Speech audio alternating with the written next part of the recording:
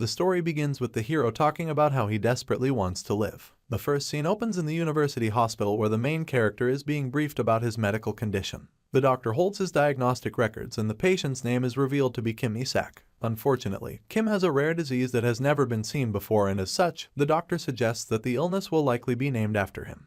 To show how terrible the situation is for Kim, the doctor suddenly starts offering his condolences while he's still alive, and then goes on to reveal that he likely has only half a year to live at this rate. As you can imagine, this is horrible news for the protagonist, but the sad reality is that there's really nothing he can do about it. After his session with the doctor, Kim walks out of the hospital, and even though he's supposed to have about 6 months left to live, he looks as if he's already a dead man walking. As he makes his way through the crowds on the streets, people stop and stare at him, wondering what the hell is wrong with him, and it doesn't take him long to realize that they're all talking about him. He couldn't care less about that right now because he's still shaken by the fact that he'll be dead in half a year. He can't believe it because it's as if everything is going downhill for him just when his life looked like it was finally going great. For as long as he can remember, all he's ever done is live as a diligent worker ant, so the fact that he's just going to die very soon leaves him extremely confused. Kim is so lost in thought that he crosses the road on a red light, and just when he's about to be run over by the incoming vehicles, someone shoves him off the road to the other side. Even after this, Kim still doesn't realize what just happened because all he can't think about is how unfair it is that he only has a few months left on this earth. What makes his dilemma even more tragic is the fact that he got this terrible news on the same day that he finally won the lottery jackpot. Just thinking about this makes him even more desperate to live. He doesn't want to die, and he's ready to take anything else as long as he can live. Kim picks up the lottery ticket and screams in agony as tears run down his face, begging for someone to save him from death. In that moment, he felt like he was ready for any condition that would mean he'd get to stay alive, but he had no idea what fate had in store for him. Kim desperately wanted to stay alive, but he never expected what would follow. It turns out that in order for him to stay alive, he was reincarnated as a monstrous skeleton. He definitely didn't see this coming and also never suggested that he would be okay with such a transformation. Unfortunately, of all the things that he could have reincarnated into, he ended up being a bald skeleton. It's a really bad one for him because he doesn't even think that he can enjoy the best parts of this body. After the reincarnation, Kim finds himself being forced to battle and kill horrifying monsters in another realm. He's equally a terrifying creature now, and this transformation also granted him some really impressive battle skills along with the mastery of swordsmanship. Here, he's determined to kill all of the monsters, and after taking out several of the beasts, he's finally faced with the last one. By killing the last monster, he successfully completes his mission to exterminate the rebellious forces. This is all pretty unexpected for a person who found out he had only months left to live a while back, so how did Kim end up in this situation? Well, it all started after he was reincarnated as a skeleton, an inferior class summon monster which allowed him to evolve into an undead also known as a lick. This reincarnation brought him to another realm where he became recognized as the Undying Sovereign. He brought prosperity to the demon kind, who were on the brink of ruination before he arrived. As such, the demons adore him, which flatters him a lot because even though he's bald, at least he's the great demon king in this realm. The demons shower him with praise, talking about how his name alone sounds great and evil. It's at this point that we discover that Kim actually goes by King Isak in this realm, but it turns out that he's not really a fan of this name. Apparently, he's gotten tired of telling these idiots that his name is Isak since they've refused to get it right. The Demon King sighs in frustration as he laments about how his numbskulls can't even pronounce his name properly. Fortunately, he won't be seeing them for a while because him completing the last mission means that he can now leave this realm. He bids his demon subjects farewell, and they're shocked to hear that their king is leaving. They ask where he is going, and he informs them that he's leaving to go get what he is owed. His final goal is to be able to eat and even feel pain, and this can only happen if he becomes human again. The scene shifts after he bids his demons farewell, and then he makes his way to the divine realm. The celestial beings here are horrified when the Demon King suddenly appears without and starts climbing up the stars to address all of them. He stands before the gods and informs them that he has taken care of all the factions that have been challenging them, and so he's come to remind them of the promise they made to him in exchange for wiping out the threats. Apparently, they had a written contract which states that they would turn him into a human if he completes the task, and now he's come to claim his reward. The gods are shocked that the Demon King was able to complete the task so quickly and find it hard to believe that he took care of all their enemies. They thought that such an assignment would take him at least 500 years to complete, but they didn't know that Kim's determination is his greatest strength. Now, they're all bewildered, trying to figure out what kind of nut job the skeleton standing before them actually is. They don't know what they're supposed to do now because the whole contract was just a scheme that the higher-ups cooked up to make the Demon King their slave for free. They keep whispering about the situation, so Kim informs them that he can actually hear everything they're saying. He is starting to get a little annoyed because he doesn't get why they're dragging this out so much. They had a deal and he's kept his end of the bargain, so all he wants now is his reward so that he can be on his way. He reminds them of the agreement and makes it clear to them that he's done everything they asked for. At this point, the cunning gold-haired god finally responds to him. With a cheeky smile on his face, he reveals that there's one more thing they need from him. Hearing this, the Demon King is furious because he is starting to think that these guys take him for an empty-headed skull or something. He's so annoyed that he can't even hide it, so he snaps at them, asking if they think that he is just some kind of pushover. Just thinking about this leaves him furious, and if he had blood flowing in his body, it would definitely be boiling. For this, he decides that he'll make them pay, not caring whether they're gods or not. With this in mind, he unleashes a huge blast of power to intimidate the gods, demanding to know if they made him do all that he did when they didn't even have a way to turn him human again. Well, it turns out that this is what happened because as soon as Kim starts to lose his shit, the gods begin to panic. One of them claims that the Demon King must have realized their little scheme, and the other just starts claiming that this is why he was against the plan from the start, wondering why they ever made a contract with a lowly maverick in the first place. Hearing this, Kim is even more pissed, so he interrupts the arrogant god. The Demon King was summoned through a forbidden art, and so he's outside the bounds of the natural laws, which makes him an imperishable being. He can't die from old age because he's an undead, and on top of that, his abilities also make him a threat to the divine realm. Kim knows all of this, so he reminds them just how powerful he is and threatens to make them pay if they can't turn him into a human. At this point, the gods realize that they're about to face his wrath, so they immediately start to beg for some more time. They ask him to just take care of a few more problems for them, which is just annoyingly bold of them when they clearly didn't keep to their word the first time. Now that they've failed to keep their promise, the Demon King informs them that they will have to pay with their lives. That being said, he reveals that it's time for them to become skulls just like him, and then he proceeds to let out a villainous laugh. Just when Kim is about to deal with the lying bastards, he notices something strange happening to him. For some unknown reason, his mana starts to fade and he's suddenly unable to move his body. At this point, the cunning god from earlier reveals that he's the one responsible for this. He mocks Kim's efforts, calling them futile, and then reveals that the one whose name is written in their book will be unable to move no matter who they are. This crafty god wrote Kim's name there to activate the Banish Disaster spell, and reveals that it's the highest class holy art used to seal disasters as powerful as the Demon King. He claims that Kim should have been thankful that they even let him do their bidding. As far as he's concerned, Kim should have never even dared to defy them, and for his actions, they sentenced him to live as a bug for the rest of his days. Hearing this, the protagonist is simply heartbroken that he's about to undergo another terrible transformation. To him, the gods should have at least picked a fuzzy caterpillar or something like that. In response, the cunning god just calls him a lowly creature and wonders why he obsesses so much over hair. He's about to finalize the spell when the tables suddenly turn again. For some reason, the spell doesn't work and the gods become very confused. That's when Kim chimes in laughing. He claims that they should have been quicker and never revealed their hand to him because he'd rather blow himself up than become a bug. In the blink of an eye, the Demon King literally blows himself up in a massive way before the gods can even do anything to stop him. As the dust settles, the gods realize that Kim self-destructed, which makes them wonder if he's insane. Just then, they find a bug crawling nearby and they realize that the spell might have worked. They start to think that it actually activated and sealed the Demon King's soul, so they're pretty relieved. With the Demon King gone, the gods feel that they should be able to regain their powers because every time a demon disappears, they become stronger. As great as this all sounds, they also know that they can't afford to let their guard down just yet because they don't know when another disaster of the same ilk will be born. That being the case, the cunning god decides to create a perfect vessel of a saying in the human realm in order to exterminate every last demon there is and make sure that no disaster like the Demon King ever threatens their existence again.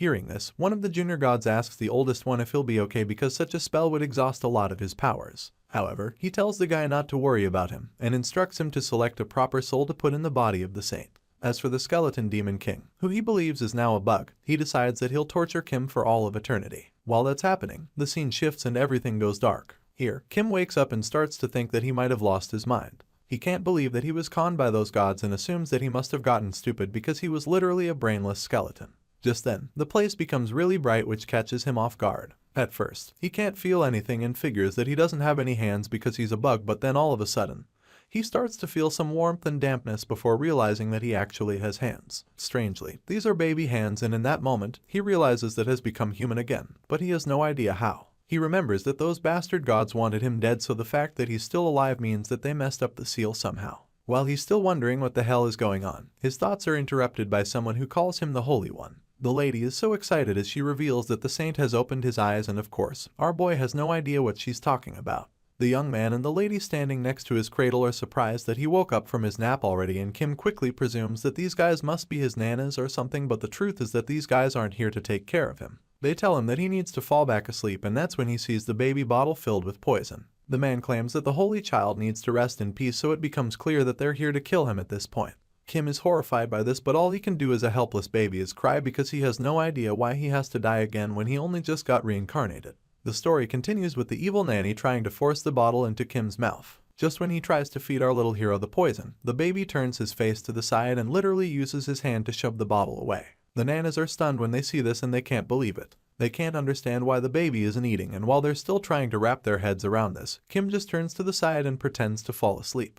He only just became human again, so there's no way in hell that he'll allow them to feed him such a suspicious substance so easily. As much as he'd like to remain alive in the human realm, another thing that really bothers him is the fact that he doesn't even know how he got reincarnated as a human baby in the first place. He still doesn't know what happened with the gods back in the divine realm, so the current situation is still pretty baffling for him. Just then, the nanas start begging him to eat like the baby he is and try to trick him, but their cover is blown when they suddenly refer to him as Suryazek. Kim's eyes widen in shock when he hears this and he instantly shoots up from the bed, wondering if he just heard right. Sure enough, he did, and he quickly realizes that this is the same name that he was called in the other realm because people there couldn't pronounce his real name correctly. This is the name that the gods used in the Banish Disaster spell to seal him away, so he figures that the reason why the spell didn't work on him was because they spelt his name wrong. That's why he didn't get sealed away and instead got reincarnated into a different body with the same name. He's so excited when he realizes this because he's now sure that the foolish gods failed to seal him away for good, even though they thought that they had gotten rid of him. His little celebration is cut short when the nanas suddenly start forcing him to take the poison in the bottle. They try to hold him down, but he resists them. Unfortunately, his baby strength isn't enough, so they overpower him and finally get him to drink the green juice. As he suspected, the stuff tastes very bad and he immediately confirms that it's a vegetable-flavored drink after only a few sips. Just as he feared, the strange juice starts to affect him and all of a sudden,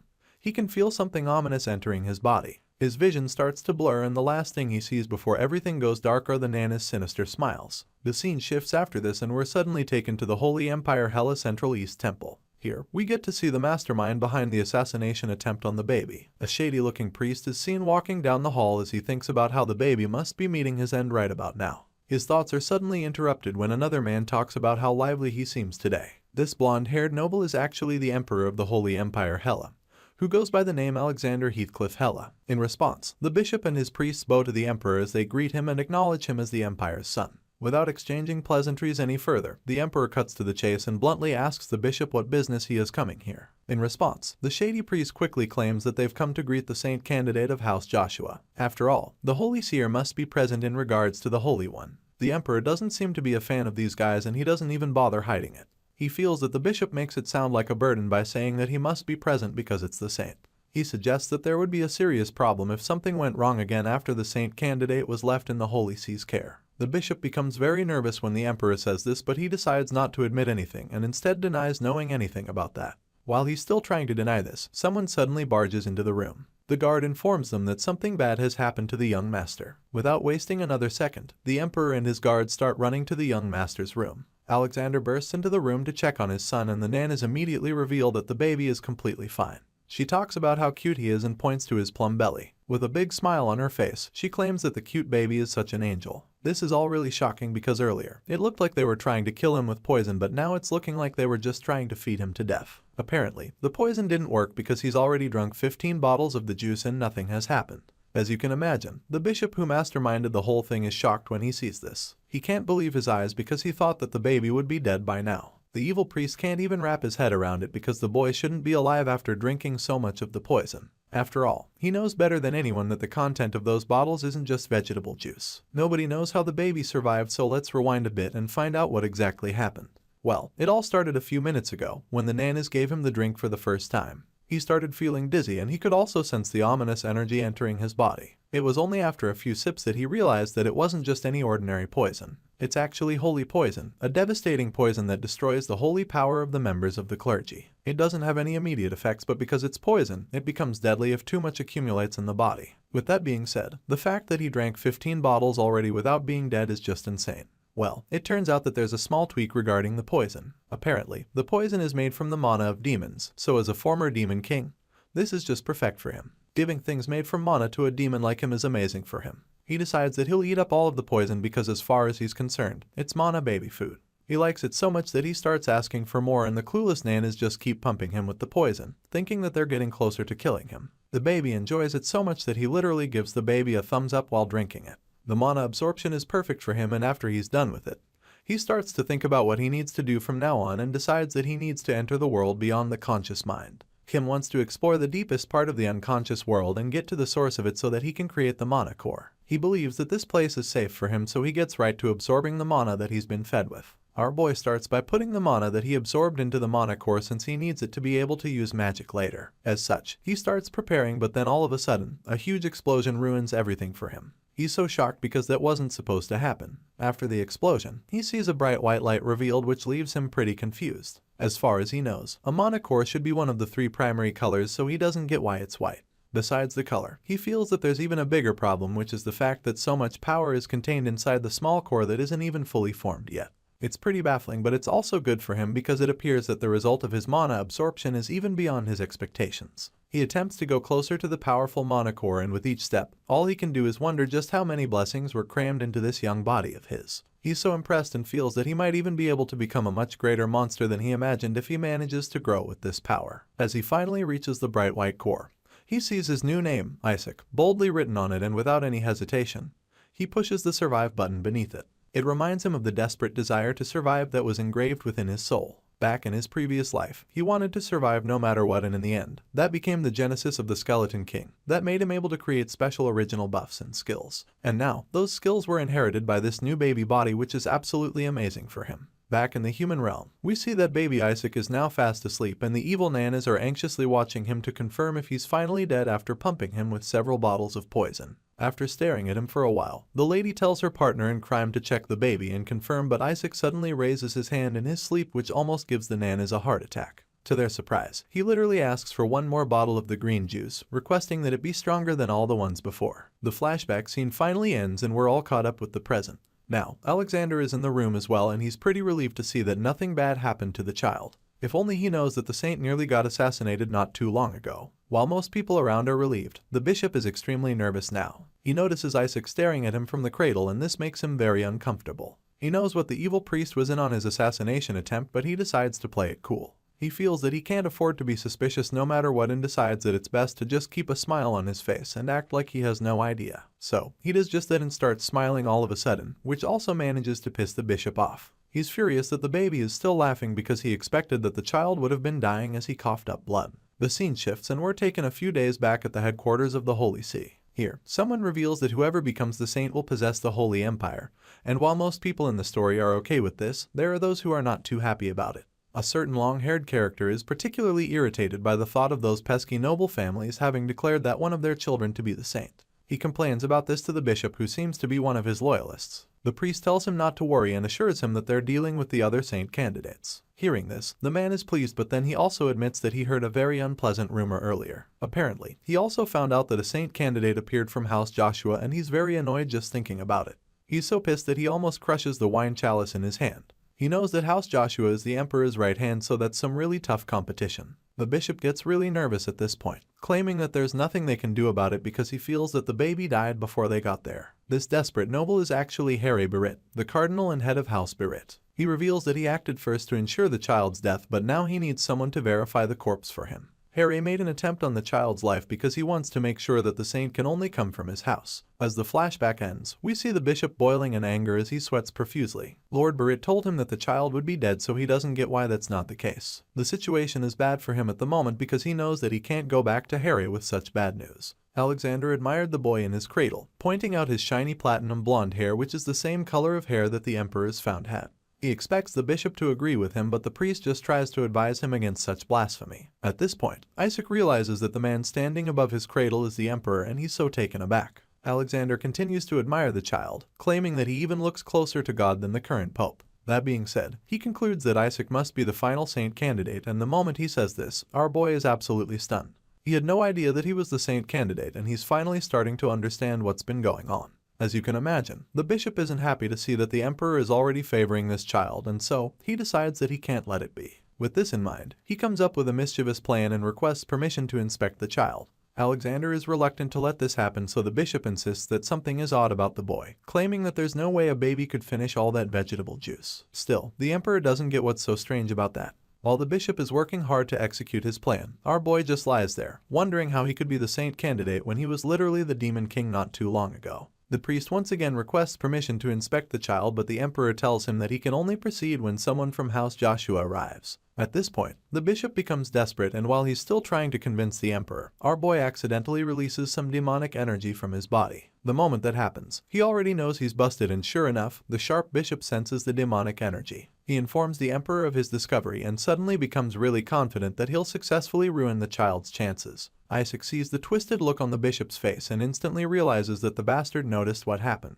The cunning priest goes on to accuse our boy of being a fake candidate beating Mana and suggests that the inquisitor investigate the child immediately. Our boy curses at the back of his mind because he's afraid that his cover has been blown, but to his surprise, the emperor still defends him. Alexander snaps at the bishop, reminding him that he's speaking to the saint candidate. At this point, the priest uses the opportunity to talk about the candidate from House Berit. He tells the emperor not to worry and claims that the pope already selected the child from House Berit as his saint. Fortunately, Alexander doesn't subscribe to that nomination. In fact, he's annoyed that the pope would select a child from his own house as the saint and considers it a shameless move. While this exchange is going on, Isaac is literally sweating nervously in his cradle because he doesn't get why the bishop is trying so hard to get rid of him. Things get worse for our boy all of a sudden when the bishop picks him up from the bed and orders the priests to invite an inquisitor. Thankfully, just when it looked like the jig was up for our boy, the emperor halts the entire process. He reminds the bishop that House Joshua is the imperial family's closest ally, and as such, he strongly suggests that his child be reassessed at a later date.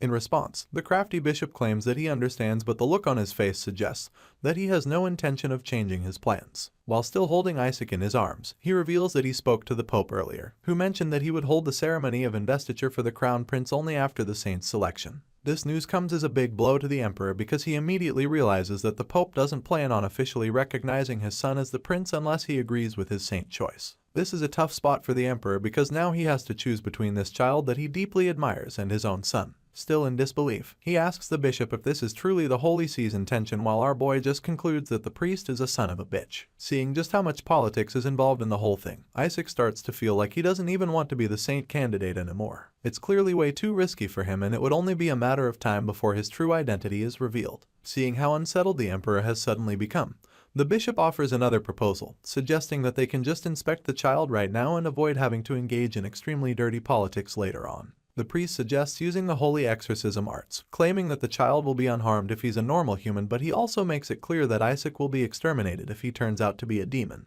Before the bishop can even finish saying this, our boy lands a mean blow on his face which knocks out a few of his teeth along with some blood. After doing this, Isaac just starts mumbling a whole lot of gibberish which translates to him calling the bishop an arrogant son of a bitch. Seeing that the man is determined to blow his cover, our boy figures that it's best to play along with whatever game he is. With his cheek absolutely throbbing, he winces in pain and wonders how an ordinary bottle can hurt so much. Just then, he notices that the baby is literally glowing and begins to think that this light might actually mean that the child is truly the saint. He did sense some holy energy from the child too, but this one is different, and while he's still trying to wrap his head around it, Isaac hits him with the bottle a couple more times. The pain is unbearable, and after being brutalized by the baby, he confirms that this energy he's sensing is definitely mana. The emperor senses it as well, and he's so excited when he sees the bright light radiating from the child. While that's happening, our boy prepares to make the bottle even tougher with strengthening magic so that he can give the bishop one last hit that he won't forget, all while making sure that he looks like an innocent baby the whole time. Isaac lands the final blow on the old man's head, and it's so painful this time around that the bishop is forced to his knees. Seeing this, the emperor concludes that the priest must be admiring the baby's holy power. After beating the shit out of the old man, our boy notices something strange on his glowing bottle. It turns out that he senses a faint amount of holy power too whenever he uses mana. Mana and holy power are incompatible and normally can't be used together, so he figures that this strange combo must have something to do with that white mana core. Suddenly, the bishop has finally had enough, so he grabs the bottle and tosses it on the floor as he gets back on his feet with the child still in his arms. He then claims that the baby is a heretic and insists that they use the holy exorcism arts immediately. Our boy is just disappointed when he sees that this piece of shit still hasn't learned his lesson. Since the bishop has refused to give up and mind his own business, Isaac decides that it's time to pull out the big guns. He wasn't planning on going this far before, but now he has no choice. The baby suddenly reaches under the priest's sleeve and reveals a very interesting item that the man has been hiding there. It's a strange demon hand with a cross on it, which our boy identifies as the corpse of a sealed high-ranking demon, also known as a totem. This is an artifact that utilizes the characteristics of demons, who eat corpses of other demons and absorb their mana. Our boy was actually keeping this totem on him at all times to use against demons if he ever encountered them, and so it was pretty easy for him to detect one nearby. The bishop is bewildered that the baby knew about his totem, and before he can do anything about it, Isaac throws it to the floor, activating its magical energy. As the mummified hand begins to unravel, our boy makes it clear that this is all happening because the old man kept coming after him, and now he'll have to face the consequences of his actions. With the snap of his finger, Isaac activates the totem, which brings the demonic monster to life in seconds. As the beast awakens, our boy gets really excited because now he'll get to watch the filthy bishop try and parry this threat all by himself. The story continues with the monster coming to life, leaving everyone around absolutely terrified. None of them are able to understand how a shadow lick of all creatures could be here. The emperor is particularly furious at the bishop because he never thought the priest would be dumb enough to let a demon loose in the temple. Clearly, nobody saw what Isaac just did, so the bishop is forced to take the blame. He tries to defend himself, claiming that it was the baby that threw the totem, but Alexander just dismisses his excuse, reminding him that a totem is just an object used to seal a demon beast. As far as he's concerned, a baby is incapable of activating the artifact, and so he's convinced that the bishop is responsible. As if the situation wasn't already annoying enough for the priest, the emperor suddenly orders all of his forces to focus on protecting the saint candidate from the demon beast. As such, several guards rush to take Isaac away from the bishop, all oblivious to the fact that the kid is the mastermind. Our boy just laughs at the old man as the guards carry him to safety. He taunts the bishop and patiently waits to see how the old man will deal with the demon on the loose. All of a sudden, the shadow lick starts chanting something that instantly changes the situation. It turns out that this hooded demon that our boy just brought back to life is actually mandated to kill the saint, who just happens to be him in this life. So, when he hears the demon saying this over and over, the smug look on his face disappears and is instantly replaced with a look of confusion. The shadow lick charges at the guards trying to protect him, but even though the monster is absolutely terrifying, they all stand their ground, determined to protect the young lord. Isaac has no idea what the hell is wrong with the creature because he literally saved its life and now it's trying to attack him. As much as he should be worried, he feels pretty relaxed because he believes that the paladins should be able to protect him from the demon. Unfortunately, it couldn't be more wrong about this because the next thing he sees is the first guard getting knocked out with ease, which makes him wonder if the guy is actually a paladin. Just like that, the monster continues to close in as it keeps screaming its desire to kill the saint. The demon wipes out the guards easily and doesn't take long before it's just Isaac and the last paladin, who looks like he's about to shit his pants. At this point, he subjugates the demon first before it kills everyone in the temple. After all, no one would notice him using his demonic magic in a situation like this. He feels a little disappointed that everyone is trying to kill him in this new life and you only just got here. He's even more annoyed at this shadow monster because he is the one who brought it back to life and yet it's trying to kill him. Just when it looks like it's about to finish him off, he uses a powerful spell on the foolish shadow lick and instantly reveals his true demon king nature to it, leaving it terrified and subjugating it instantly. The creature holds its attack at that moment and our boy follows up with another huge expression of his magic. He starts glowing brightly and the magical energy radiating from his body is so powerful that it leaves the emperor and everyone else watching in a daze. They're bewildered by his power and the shadow lick is also overwhelmed by it, so much so that it tries to make a run for it. The paladins notice that the demon is trying to escape, but none of them do anything about it because they probably prefer it running away than having to face it. After the shadow lick escapes, the emperor and his guards immediately conclude that the young lord just used holy power. They just witnessed Isaac drive a greater demon out of the temple with his magical power,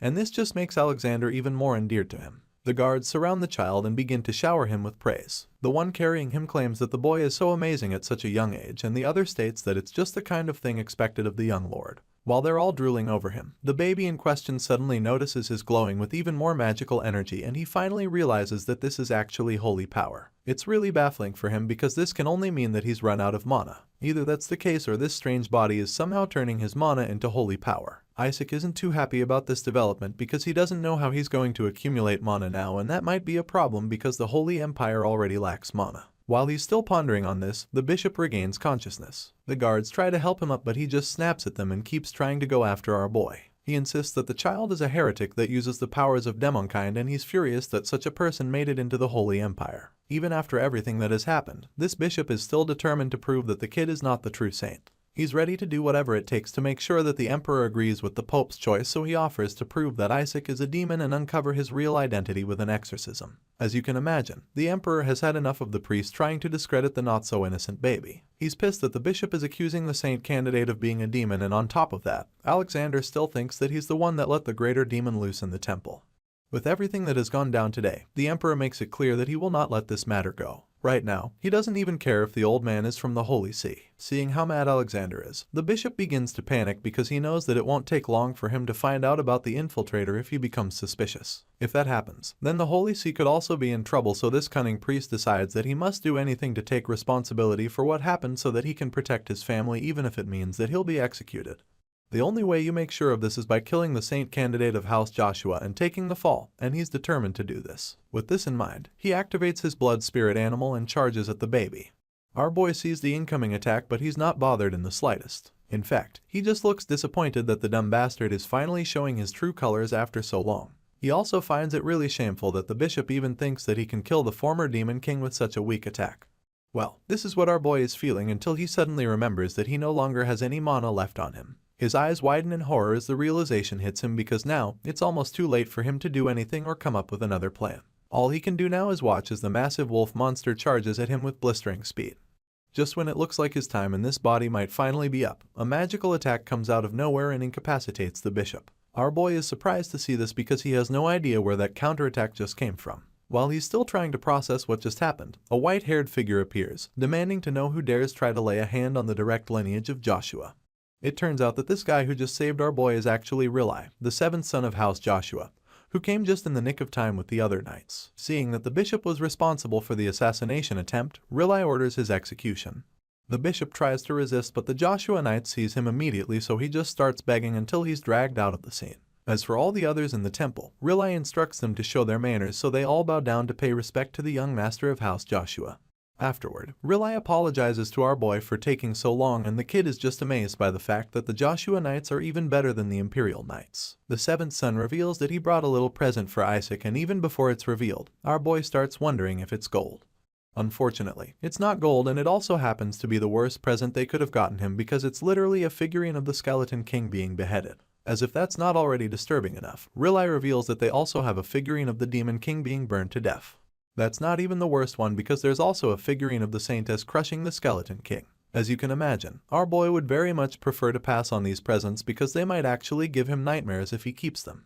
Anyway, since he can't talk yet, all he can do is stare at the toys with horror laced all over his face. The Joshua Knights must have missed the young master a lot while he was away, because they can't seem to get enough of his cuteness. While they're busy fawning over how pretty the baby is, all our boy can think about is how difficult it will be for him to survive in a crazy show like this that's obsessed with killing the Demon King in the most horrible ways. He's so lost in thought that he doesn't even realize when a tear runs down his face, and when the guards see it, they just conclude that he likes the figurine so much that he was pushed to tears. The knights are convinced that the young lord likes the present so much, but in reality our boy is just horrified by the thought of having to live with these guys. He can't even imagine how he's supposed to survive in this crazy family. While thinking about this, something crosses his mind all of a sudden. He recalls the Joshua name and realizes just how familiar it actually is. Our boy remembers that he's actually heard this name before in his previous life as the Demon King. It turns out that the saintesses that came to end him while he was a skeleton demon were actually from the Yusha family. They came after him several times, and based on what our boy remembers, they were all in Joshua something, so to think that he's actually from the family of the saintess is just crazy for him. Not only is he the saint candidate all of a sudden, but he is also a descendant of the same family that is obsessed with trying to kill him. Just thinking about this makes him wonder what wrongs he must have committed in his past life to be out in such a sticky situation. Our boy only got reincarnated, but he is already tired of these damn Joshuas. While he's deep in thought, we see that the Joshua Knights are still trying to deal with the evil bishop. The All-Man keeps resisting, so the knights try to shut him up. Regardless, he keeps cursing at them, claiming that he knew they were all heretic bastards. He angrily asks them where they brought the baby from, and vows to uncover Isaac's true identity. Right now, the bishop looks like he's already lost his mind, because he's yelling at the top of his lungs with a deranged look on his face. He claims that they brought a monster into the temple and accuses the Joshua house of being insane. While he's saying all sorts of trash and talking about how the baby will end the Joshua bloodline, one of the knights unsheathes his sword and slits the bishop's throat in the blink of an eye. As you'd expect, this ruthless knight is none other than Rilai, who stands over the dying priest, telling him to be grateful for the benevolence of Joshua that spared his neck after he spouted that nonsense. Seeing what just happened, our boy is pretty taken aback because he didn't know that the knight was this useful. The guy literally slashed the bishop's neck just because he insulted the Joshua family. After witnessing this, Isaac is so surprised to see that the white-haired knight has the confidence to even take in the Holy See. Just then, one of the other knights comes around with a blindfold to cover the baby's eyes, feeling that the young lord should only have to witness good things and not horrifying stuff like an execution. Seeing how soft these guys are, Isaac is just a little annoyed. He feels that they're all crazy and starts to reconsider what he said about them being useful. The more he thinks about these guys, the more stuff he recalls about them. He suddenly remembers that the blue Joshuas were pretty strong and that his subordinates would freak out whenever they saw the blue ones.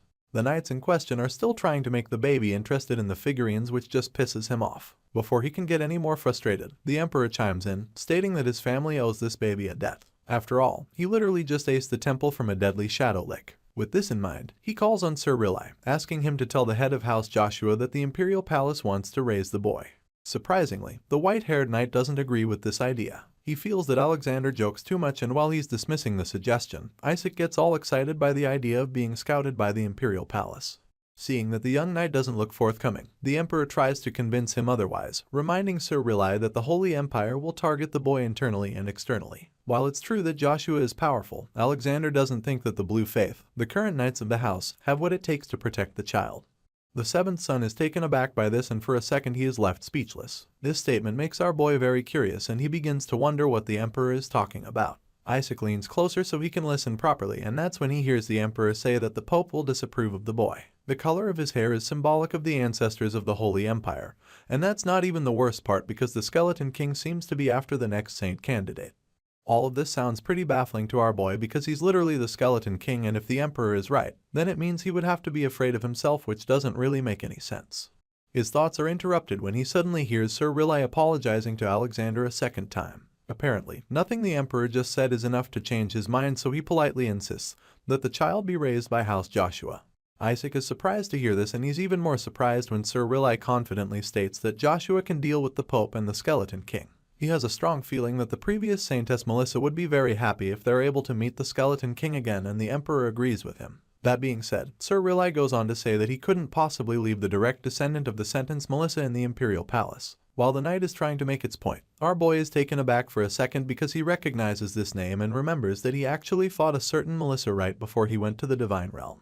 Just thinking about her makes Isaac freak out because he remembers that she was the crazy sentence who also happened to be the toughest to deal with. To think that he's a saint candidate born in the sentient family is already stressful enough for him. It gets worse because on top of that he's also really the direct descendant of the Demon King. At this point, all he can do is freak out and scream at the back of his mind as he wonders why his life is so messed up. So, we have been hearing a lot about saints, and also what exactly is a saintess. Well, it turns out that the gods that lost to the Skeleton King every time they wanted to win so badly finally created a weapon with all their efforts to close up a mace sent by the gods to smite evil. The lion of the battlefield that wields holy light, the greatest light of the Holy Empire and the highest ranking knight. Due to the overwhelming power of the saintess, people believed that the Skeleton King had seen his final days. This warrior of the gods had attack and defense close to death of celestial beings. She had cockroach-level survival, which means that she was almost unkillable. She also had his self-destruct mechanism in case she needed it, and with every generation she got stronger. Even with all of these skills and abilities, the Skeleton King remained merciless and was able to always defeat her. With all of this in mind, our boy recalls how he has never actually killed a saintess because it's not good for him anyway. If a saintess dies and the holy power goes back to the gods, they can just send an upgraded next version saintess. That's how they had been doing it for the longest time, and it was like a walk in the park for him. But the last saintess, Melissa, was really strong to beat. She was so powerful that he almost even died during the fight, so to think that he's now the descendant of someone who hates his true identity so much makes him very worried. The conversation between the knight and the emperor resumes at this point, with Sir Rilai pointing out how the saintess lives only for the destruction of the Skeleton King, stating that Joshua produces those saintesses and carries out the will of the gods. As such, he's confident that the Joshua family has the ability to protect the child. Hearing this, the emperor is a little pissed because he knows that the knight is making a lot of sense. He's left speechless for a while because he doesn't really know how to counter the point. Just then, one of his paladins chimes in and sides with the emperor. The guy points out how numerous saintesses have been martyred by the Skeleton King, but Isaac just feels bad when he hears them saying this again because he didn't even kill any of the saintesses. The paladin resumes his rant, stating that the Skeleton King once banished a saintess to a labyrinth just because he thought that she wasn't good enough to fight. This is another false accusation that our boy wishes he could clarify because he definitely didn't banish her. What actually happened was that he let her go, but it turns out she was bad with directions and ended up getting herself lost. Apparently, there were 5 other saintesses who died of stress-related diseases after facing the Demon King, and as you can imagine, Isaac refuses to take the blame for this one too because he feels that they should have just gone to the hospital or something if they were sick. Our boy starts to get pretty uncomfortable as he listens to the whole exchange, and while he's freaking out, Sir Riley just tells him not to worry, claiming that House Joshua has heard all the stories and doesn't care about the curse. At this point, Isaac calms down for a second because even though he's not okay with all the things they've been saying, he's very curious about what this curse is all about. Sir Riley lifts the baby up, admitting that they are all thankful for his birth, but then again, he reveals that there's one more thing they wish from the child. Apparently, all they want from our boy Isaac is that he doesn't grow up to be like the terrible Skeleton King, which is going to be pretty difficult considering the fact that he was actually the previous Demon King. The pressure on him is something else, and even though he just got reincarnated into this world, he still feels that he owes his parents, who he doesn't even know yet, an apology because everyone already believes that he was a bad person. The Emperor is still determined to have the new saint candidate raised under his care, so he pleads with Sir Riley to reconsider his decision. It's been 150 years since the Skeleton King has been sealed away, and so the Emperor is afraid that the demons have become more powerful in that time. On the other hand, Isaac is just bewildered by the fact that it's been over a century since he was sealed away. He figures that Saintess Melissa must have died long ago since she was already 50 years old the last time they fought. Alexander continues his speech, talking about how the saint is a great asset for the Holy Empire to increase its power, and as such, he believes that the boy is also very important to the Imperial Palace too. Furthermore, there's no Saintess in Joshua currently because it's been a year since the last Saintess gave birth to the boy and disappeared with the father. For most people, the craziest part about this would be the fact that both parents ran away, but Isaac is more horrified by the fact that his mother was the Saintess. Despite Alexander's best attempts, the white-haired knight refuses to budge on his stand. Even though he might be right about the Saintess being nowhere to be found, Riley is confident that the matriarch still lives one, and he's even more certain that Joshua can protect the child. While the knight is doing his best to win this debate, the boy in question is busy trying to make sure that he gets all the surprises out of the way. As far as he's concerned, nothing else can be more shocking than finding out that his mother is a saintess. Unfortunately, he's wrong because there are even more shocking surprises in store. All of a sudden, he learns that Dame Melissa is currently out to destroy the Skeleton King's subordinates and will be back soon. It turns out that the Saintess Melissa happens to be his grandmother, who would definitely be expecting to see her grandchild when she returns. Sir Riley points this out, hoping that the Emperor finally gives up, but Alexander is persistent. He feels that it will take a lot of time before Melissa is back, and while he's still talking, he notices Isaac acting weird. Apparently, our boy is freaking out because he just learned that his arch-nemesis is still alive after 200 years and now also his grandmother. Right now, our boy is pretty vulnerable because he's still just a baby, so he is afraid that he might get smited by Saintess Melissa if she finds out that he's the reincarnation of her greatest enemy. Other people might be okay with this discovery, but he knows Melissa far too well and knows that she's dangerous enough to take him out even though he's just an innocent baby. Knowing that he probably won't survive in the Joshua house, he makes up his mind to stay with the Emperor. All of a sudden, he starts leaning over to Alexander, gesturing for the nobleman to carry him. Of course, the Emperor quickly reads this and suggests that Isaac wants to go to the Imperial Palace, but Sir Riley claims that the child is just being clingy and nothing more. With the baby now happily in his arms, he assures the knight that the Imperial Palace can provide a lot for the young lord. He feels that it's better for the child because even though Joshua has produced many saintesses over the years, they have never actually raised a boy saint, which means they have no experience with that.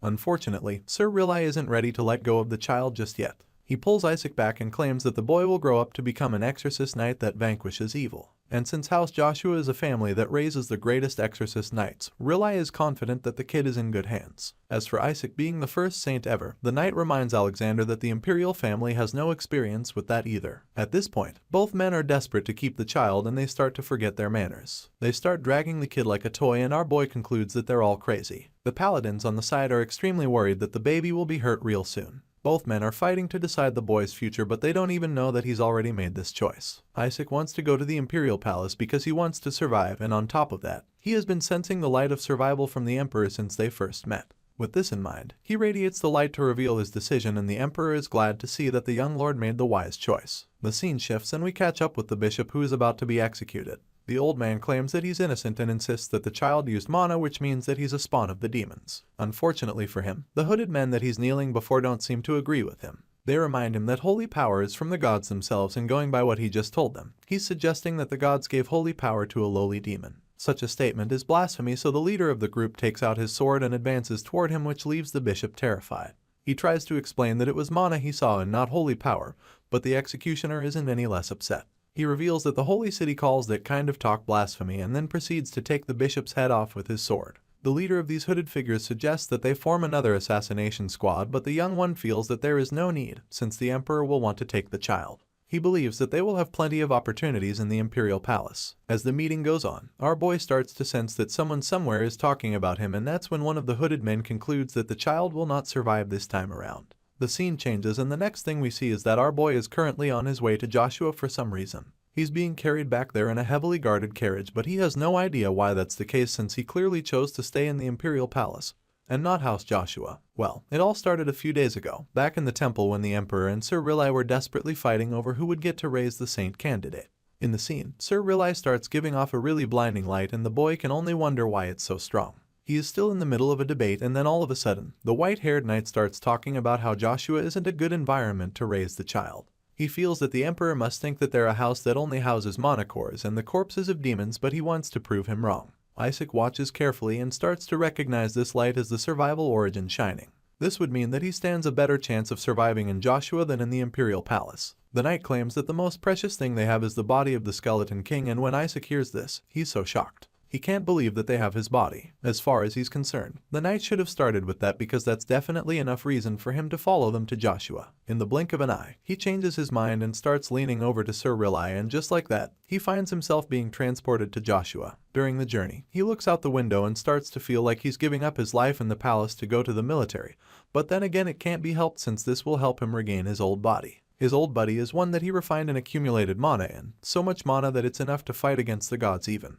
Isaac feels that if he can just get his body back, then getting to rank 10 will be nothing for him. Besides, it's the first time that he saw the light of the survival origin shine that brightly. For the lights to be that bright, he's certain that following this white-haired uncle to Joshua will definitely benefit him greatly in regards to his survival. Inside the carriage, one of the guards asks Sir Rilai why the forces of the Holy See are still gunning for the young master. It turns out that the boy is also pretty curious to find out the answer to this because he doesn't understand why he is such a big deal to them. At this point, the knight reveals that it's because the gods have given the prophecy that the saint will be taken in as the son of a god. As you can imagine, this is really shocking news to the boy. This means that Isaac will become the next pope, and the knight confirms this, claiming that this is the reason why House Berit is so desperate to birth the saint.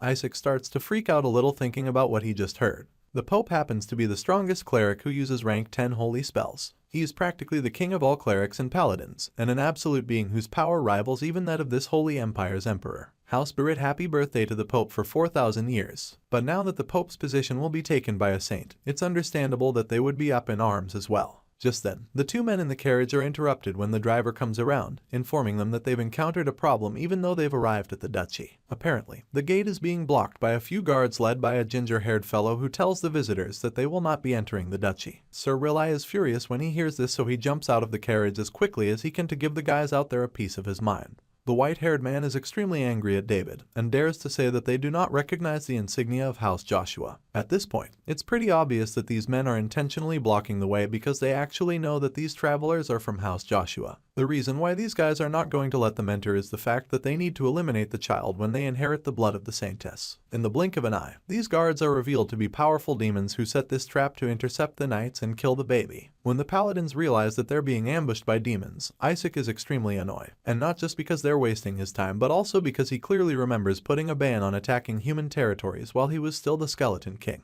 He figures that this behavior must be the fault of the new demon king that came after him. The ginger-haired demon calls out the humans, and then reveals that their glorious king has commanded that all saints and saintesses be killed. Hearing this, Isaac confirms that a new demon king did take over, but then he's shocked when he hears that they've come to kill the saint in the name of the great Lord Isaac. This catches our boy off guard because it means they're still his subjects, but the problem here now is that he doesn't remember telling these bastards to do anything like this. The leader of this demon gang tells the knights that their lives might be spared if they just hand over the child. Being a man of action, the knight's response to this threat is blasting one of the demons into oblivion. As the ashes fall to the ground, the leader of the demons calls him a cowardly paladin.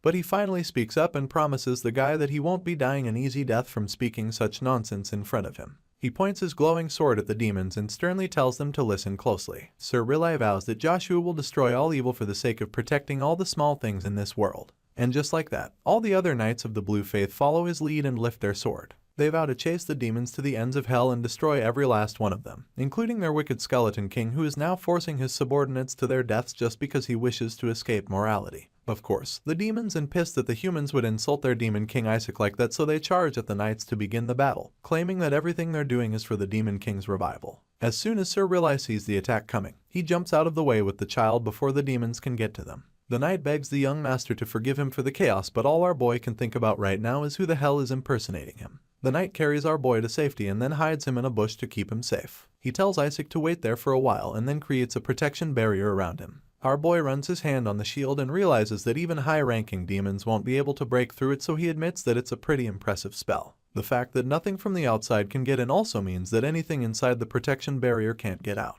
With this in mind, he decides that it's time to activate his survival origin and unleash magic. He calls on those who are both magic and living, and it's at this point that we're introduced to Whisper, the observing one. The living shadow cloud heeds his calls and greets him, addressing Isaac as his great lord. The creature is so excited to see the Skeleton King again and almost jumps on him, but our boy quickly prevents this and warns it to stay quiet so that they don't get caught. Hearing this, the shadow demon calms down and admits that he was afraid that he won't ever see his great lord again. In response, Isaac admits that he also thought it was the end for him. It's been a while since he saw Whisper made of the sapient detection magic. This is the guy that the Skeleton King created because he couldn't be bothered keeping up detection magic in the middle of a fight. Whisper somehow gained consciousness at some point and Isaac feels that it's pretty cute. This shadow demon is so in love with his master and concludes that the Demon King is still the same as ever. He congratulates our boy for mercilessly stealing the body of an infant because that's what he thinks happened.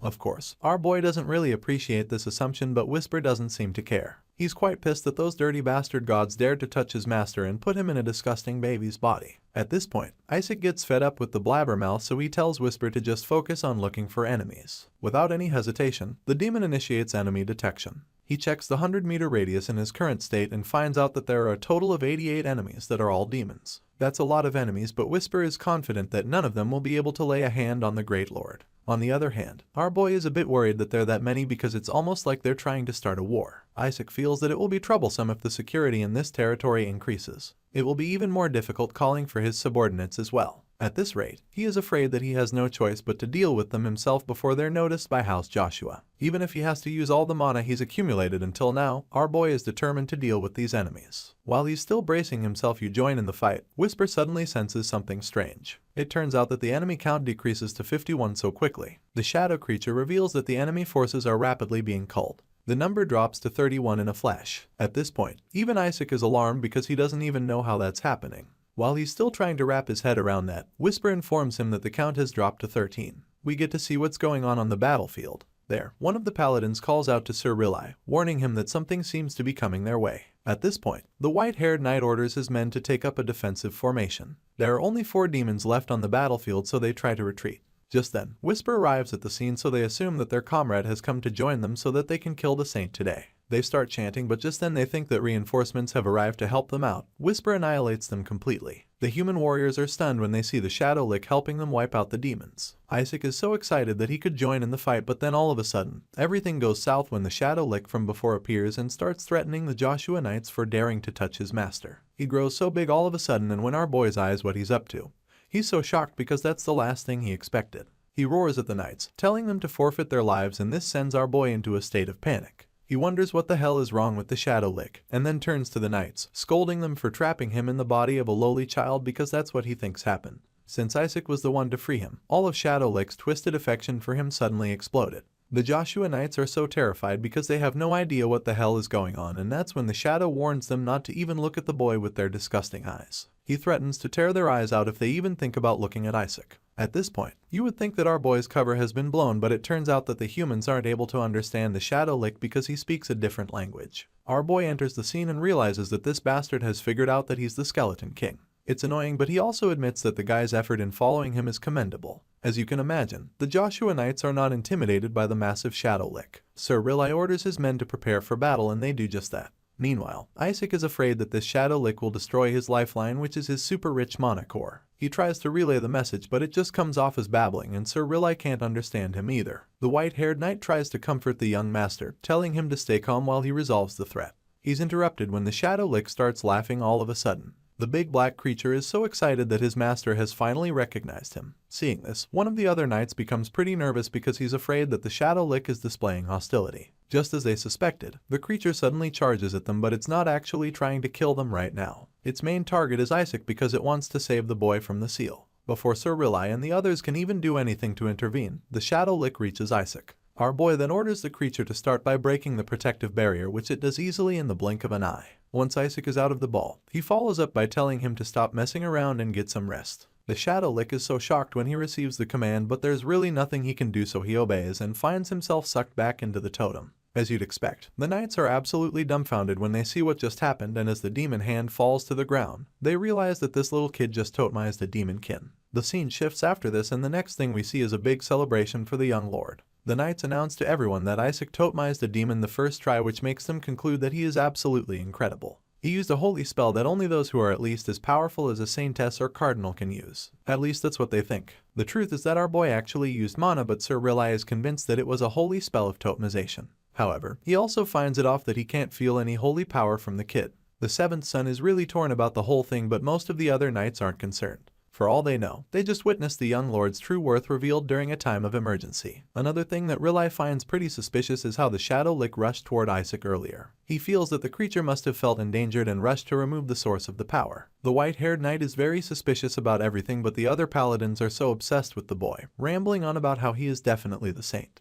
Thinking about this for a second, Sir Riley figures that it's actually true. After all, even the Shadow Lick came here aiming for the child, so even if he isn't the saint as they all believe, there's definitely something special about him. Even so, Sir Riley is not exactly happy that it had to be a young boy who has the curse of the Skeleton King. Just then, the captain of the Blue Order Knights talks about how they shall protect the child because he will grow up to be the future of Joshua. At this point, Riley finally realizes that he was being foolish all along because he was only afraid of the Skeleton King's curse and didn't consider the fact that the boy will uplift the house of Joshua. Now that his eyes have opened, he carries the baby and suggests that it's time for them to go home because he has many talents and they will raise him to become an incredible holy knight.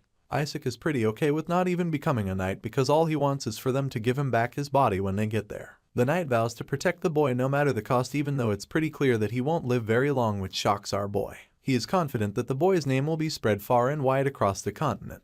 Riley lifts him into the air and he starts to freak out because he just heard something really disturbing. Unfortunately, the knight assumes that the baby is just excited about becoming a knight of the blue faith. The white-haired man promises to start teaching him how to curse the dishonorable Skeleton King as soon as they get home. Of course, this pisses off the young master, who confirms that these guys are definitely bastards. The scene changes and we're taken to the Joshua Duchy. As soon as they enter the place, Isaac is absolutely furious because these Joshua bastards were viciously tearing up the Demonkin, but they're really living the high life over here. He's overwhelmed by the whole thing and wonders how much it would have cost to build this place. Our boy remembers how he worked himself ragged trying to do whatever he could to feed his kids. Even Whisper is blown away by how magnificent the duchy is. He admits that it's on a completely different level from their shabby palace. The gap is so much that they would even be able to buy 10 Demon King castles if they just sold a few of the sculptures in the duchy, and of course, this annoys our boy a lot since it's actually true. Sir Riley officially welcomes him into the Joshua residence, the place where exorcism and monster slaying began on the continent. He carries the baby and tells him to look out the window, showing him some other kids outside. He assures Isaac that he'll be just like those kids when he's older. Our boy takes a closer look and sees the young knights in training beating the shit out of a puppet posing as the Skeleton King. This just goes to show how much hatred this family has for the Demon King, and even though he's shaken by it at first, he shrugs off the feeling, because he's confident that he can burn the Emperor alive and take over the place now that he has infiltrated the Holy Empire. Whisper chimes in at this point, teasing our boy for holding a grudge against kids despite being the Demon King. In response, he just tells the Black Cloud to shut the hell up and search the surroundings. Without wasting a second, Whisper gets right to it, and it doesn't take long for him to find something. Isaac is amazed by the sight before him because he's never seen so many mana cores gathered in one place. Whisper is equally blown away by this, and it makes him wonder just how many Demonkin these guys have killed. After a while, they arrive at the main house and Sir Riley immediately asks for his room to be organized because Isaac will be staying with him. Unfortunately, the servants at the main entrance politely inform him that they've received orders to guide the young Master Isaac to the annex. Of course, the white-haired knight is curious as to why that's the case, so another servant reveals that the fifth son said to never bring Isaac into the main building. While our boy is just confused about everything going on, Riley is just pissed that the fifth master wants to send Isaac to a cursed place where someone met their end. Hearing all of this, our boy just concludes that the Joshua family is falling apart. Riley is disappointed at his big brother for doing something really pointless, and Isaac agrees because he knows that he could literally be living in a mansion. He doesn't want to stay in the annex, but then Whisper informs him that the mana cores are there. Our boy starts to have a change of heart, but before he can do anything to influence the knight, Riley forces his way through, insisting that he can't let his nephew stay in that ghost-ridden place. Isaac tries to protest, but it all comes out as babbling. The seventh son heads up to his room so that he can read Isaac the holy scriptures of how the great saintess fought against the Skeleton King, which is also going to be his bedtime story every night. After that, he intends to tell the boy all the exorcism methods that have been specifically made for the Skeleton King. Of course, that's practically going to be like an exorcism for him. Thankfully, Riley is stopped in his tracks when the fifth son gets in the way. He wonders why his white-haired brother is making a fuss over picking up some homeless child. Apparently, Riley hasn't been home in a long time, and now that he's showing his face after so long, he's already going against his big brother. This brother in question is Gowl Joshua, the fifth son of the family. The guy stands in the way, making it clear that he's challenging the knight, and Isaac realizes that this guy is practically a thug. Gowl orders Riley to put down the baby and send him to the annex, but the seventh son refuses, claiming that they can't send a descendant of Joshua to a place where they literally exiled people in the past. At this point, Isaac figures that Gowl must be from the faction that doesn't want him here. Riley then asks his big brother to move aside so he can go read Isaac the terrible bedtime story. Of course, our boy doesn't want this to happen, and all he wants is to be put down so he can go to the annex. Seeing the baby up close, Gowl becomes pretty curious as to where Riley even found the child. He stares at Isaac with a twisted look on his face, claiming that the boy is not a descendant of their family. Our boy starts to get quite uncomfortable and wonders if the guy is a member of the clergy or if he is just a delinquent. Whatever the case, all he wants is to go to the annex so he can suck on monocores. At this point, Riley confronts his big brother, stating that he only wants to send Isaac away because he wants the boy out of contention. As soon as our boy hears this, he suddenly changes his mind. Before, he planned to suck the household dry, become the saint, then become the pope and take revenge on the gods, but he's starting to have a different idea now. Gowl just responds to this accusation, claiming that the baby is probably cursed already because he heard that a demon even came to get him. The other knights quickly dismiss this, informing the fifth son that Isaac was actually the one who played a part in banishing the demon. As far as they're concerned, the fact that a demon went after him in the first place proves that the boy is important, which is why they believe that he has the holy powers of a saint. Gowl finds them all amusing because he doesn't believe a word of anything they just said. He's quite surprised that they put so much effort into covering this trash story, so he tells them to show him the boy's powers if they want to keep calling him the next saint. Hearing this, Whisper gets all excited, so he encourages the young master to show his powers by summoning a meteorite, but our boy doesn't want to do that. Gowl makes it clear that he won't believe anything until he sees it with his eyes, so he suggests that Isaac revive the part of their household symbol that their lord likes a lot if he's really the saint as they say he is. The fifth son points to the old tree, claiming that it died because of the demon's dark mana, so he feels that Isaac should be able to revive the tree with ease if he's really the saint. As you can imagine, Riley considers this a very ridiculous test, and Isaac concludes that Melissa's children are a piece of work. Just then, our boy and his black cloud buddy sense something that catches their attention, so he tosses Whisper over there to go handle it. Riley reminds his brother that the tree has been dead for over 70 years, so he doesn't get what the guy would even expect a child that can't even speak yet to do about it. The argument is cut short when they suddenly turn to see that the holy tree that was just dead suddenly came back to life. Gowl can't believe his eyes because this is the same tree that just kept dying even after they used healing and purification magic. While he's still in shock, our boy just smirks confidently because it was truly nothing for him. It turns out that he sent Whisper to go and suck up all the mana that was keeping the tree dead. The other knights are equally baffled by the situation, so they ask Sir Riley what he did to the tree, and he admits that he didn't do anything, so they conclude that Lord Isaac is the one responsible. Surprisingly, Gowl still refuses to believe that the kid is the saint. He reminds them that nobody in this house has been able to do anything about the tree, so he doesn't think the baby could have done anything. With this in mind, he concludes that someone else must have helped him, but nobody even cares what he thinks anymore. While he's busy being a hater, the other knights start praising the kid again.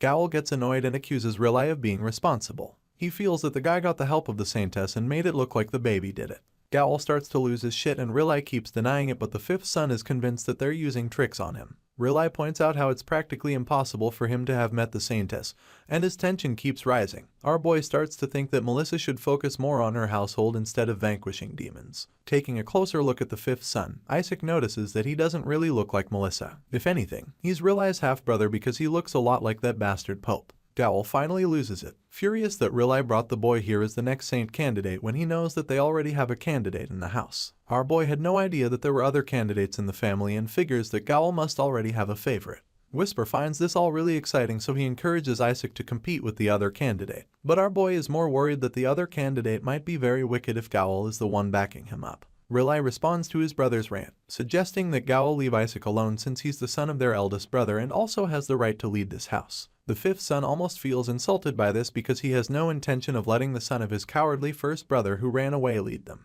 At this point, our boy starts to realize why he's being treated like an outcast when he hasn't even done anything wrong. Gowl didn't know that the baby was the son of the saintess until now, but he still isn't convinced that the child belongs to their brother. As far as he's concerned, the baby looks more like the saintess, and so he suggests selling Isaac off to continue their bloodline. Riley finally has enough of Gowl's nonsense, so he punches the guy right in the face. While things are getting even more heated, Isaac seems to be enjoying the whole thing, especially since he's getting a lot of useful information. Riley pounces on his big brother, prepared to beat the shit out of him for spouting that nonsense, but the guards quickly step in to separate them. Seeing how chaotic the family is, our boy concludes that it's going to be really easy for him to take over. He's so excited about it, but Whisper just reminds him that he'll probably go down with the family since he's now one of them. His black cloud buddy suggests that he didn't think that far because his brain shrank to the size of a baby's and all he can do is tell Whisper to shut up. The scene shifts and we see that Isaac has finally been introduced to the rest of the house, but they just seem disappointed that they've added yet another boy to the family. At this point, our boy concludes that nobody in this house is sane, but he hasn't even heard the worst yet.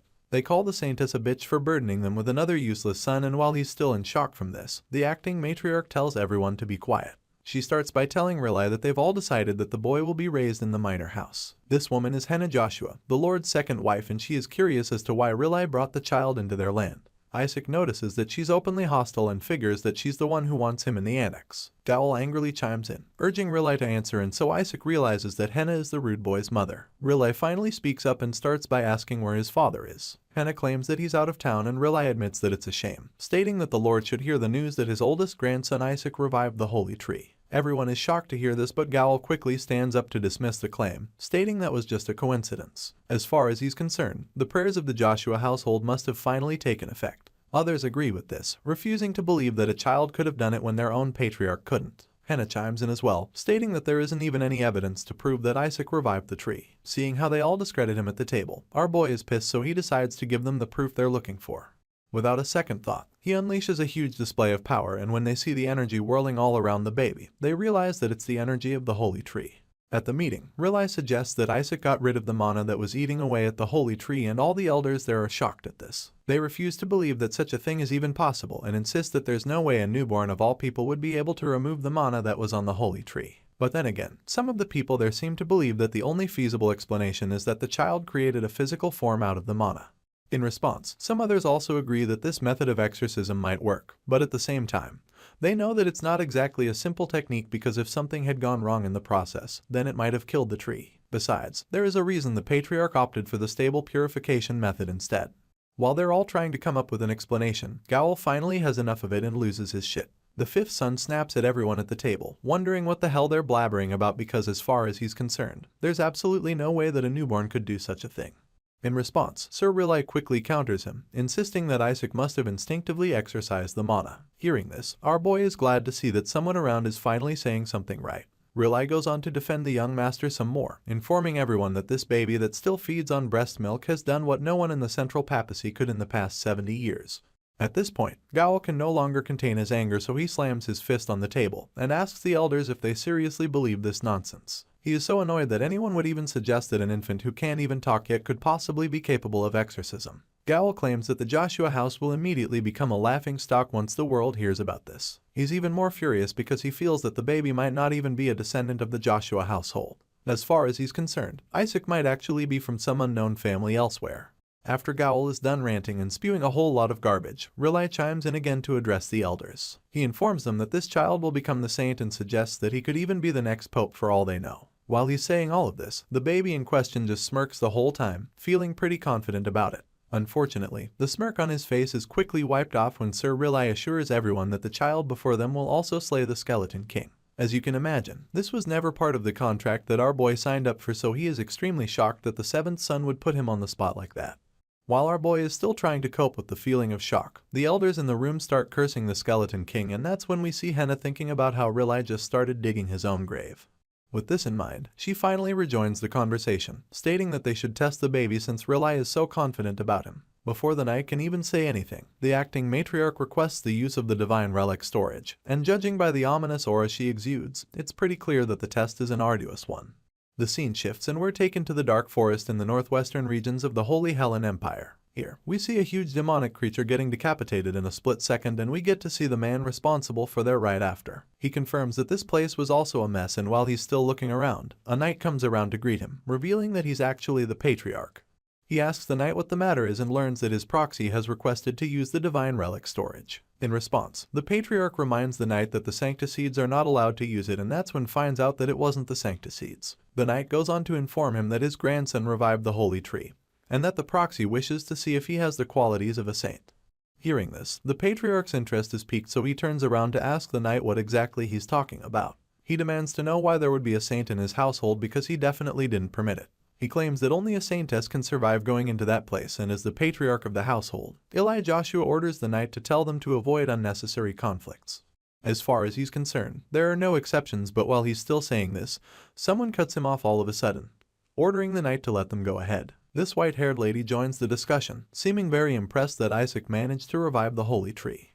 It turns out this lady in uniform is actually Melissa Joshua, the real matriarch and former saintess. Out of the blue, she suggests that they put all or the saying and saintess candidates in the storage since they're opening it after all. The knight is horrified by this idea and asks to confirm if he just heard right. As much as Melissa would like this idea, the knight is afraid that a child of another household might take something good from the storage, while Eli is just dumbfounded by everything he just heard.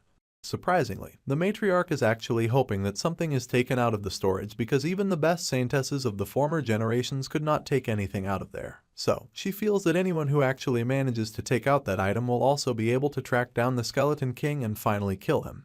That being said, she suggests that they better put a reward on the task to motivate all the contestants. As such, she orders the knight to tell those back home that the child that brings out the best treasure within the storage will be given a reward even the Pope cannot procure. Melissa reveals that the winner will receive the generational heirloom of the Joshua household, and also promises to personally teach them the secret technique of the household. The former saintess is really excited about the competition, so much so that she's ready to give the winner everything she possibly can.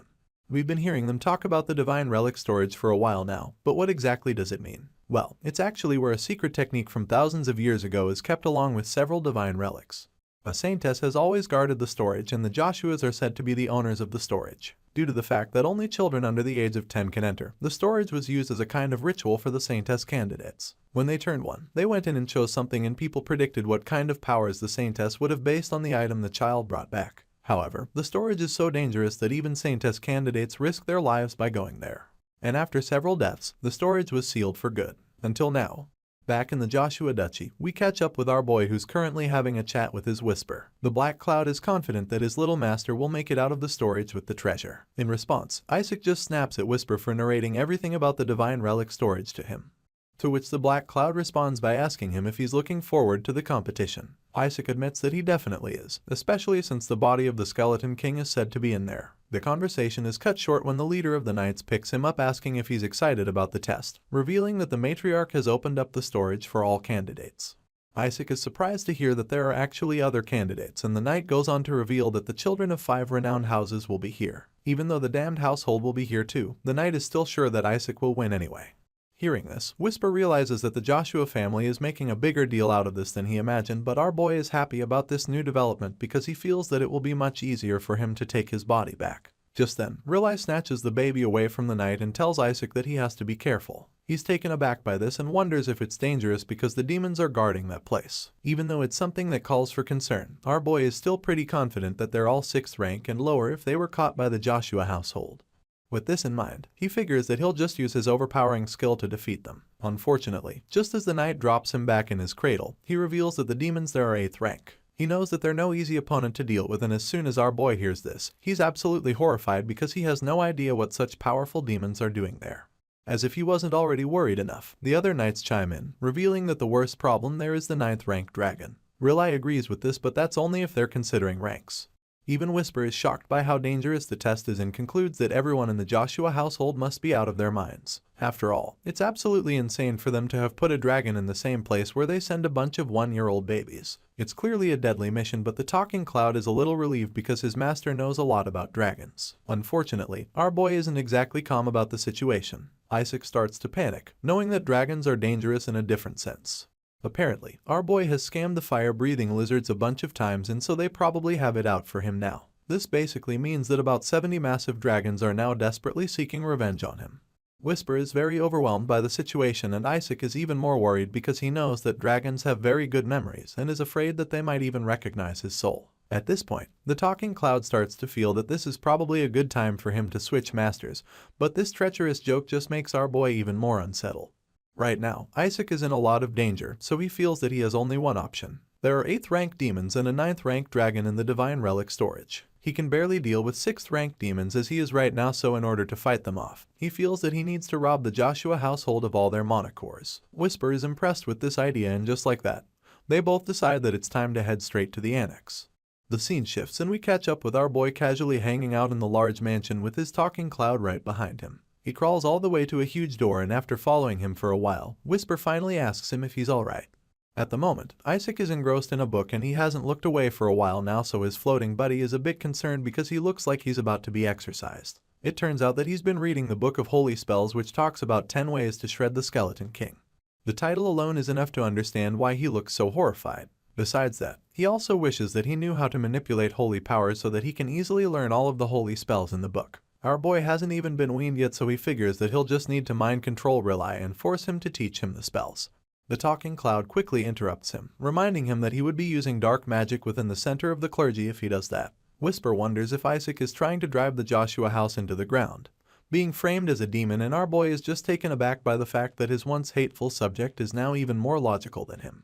He's so surprised and wonders what happened to Whisper's personality in the last 150 years.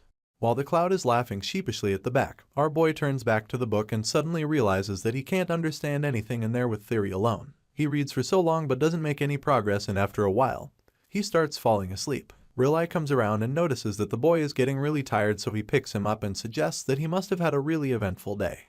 Isaac is disappointed that he's already feeling sleepy, but then again, he remembers that children his age need to sleep for 16 hours a day. The white-haired uncle takes him back to his cradle to put him to bed while the other knight goes to put the book away, and he's at it.